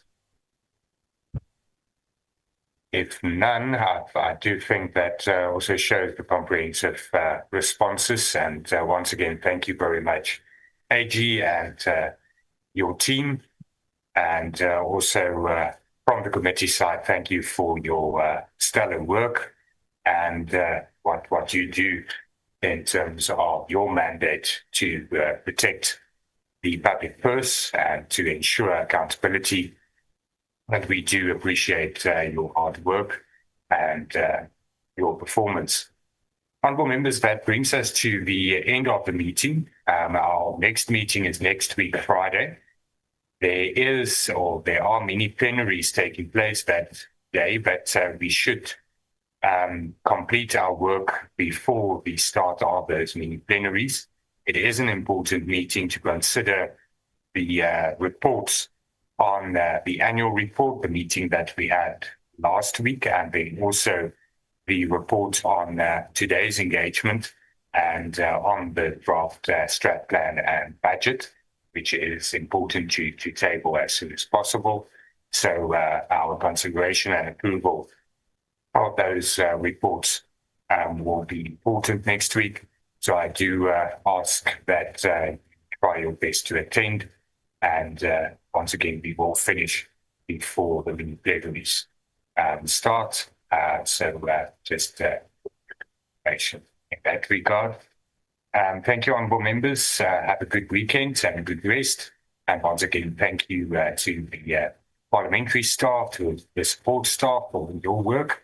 And also thank you very much for the AG and your team. Have a good weekend, and we'll see each other next week. Thank you very much. Thank you, Chair. Thank you, Chair. Thank you all. Bye. Thank you, Chair, and bye, everyone.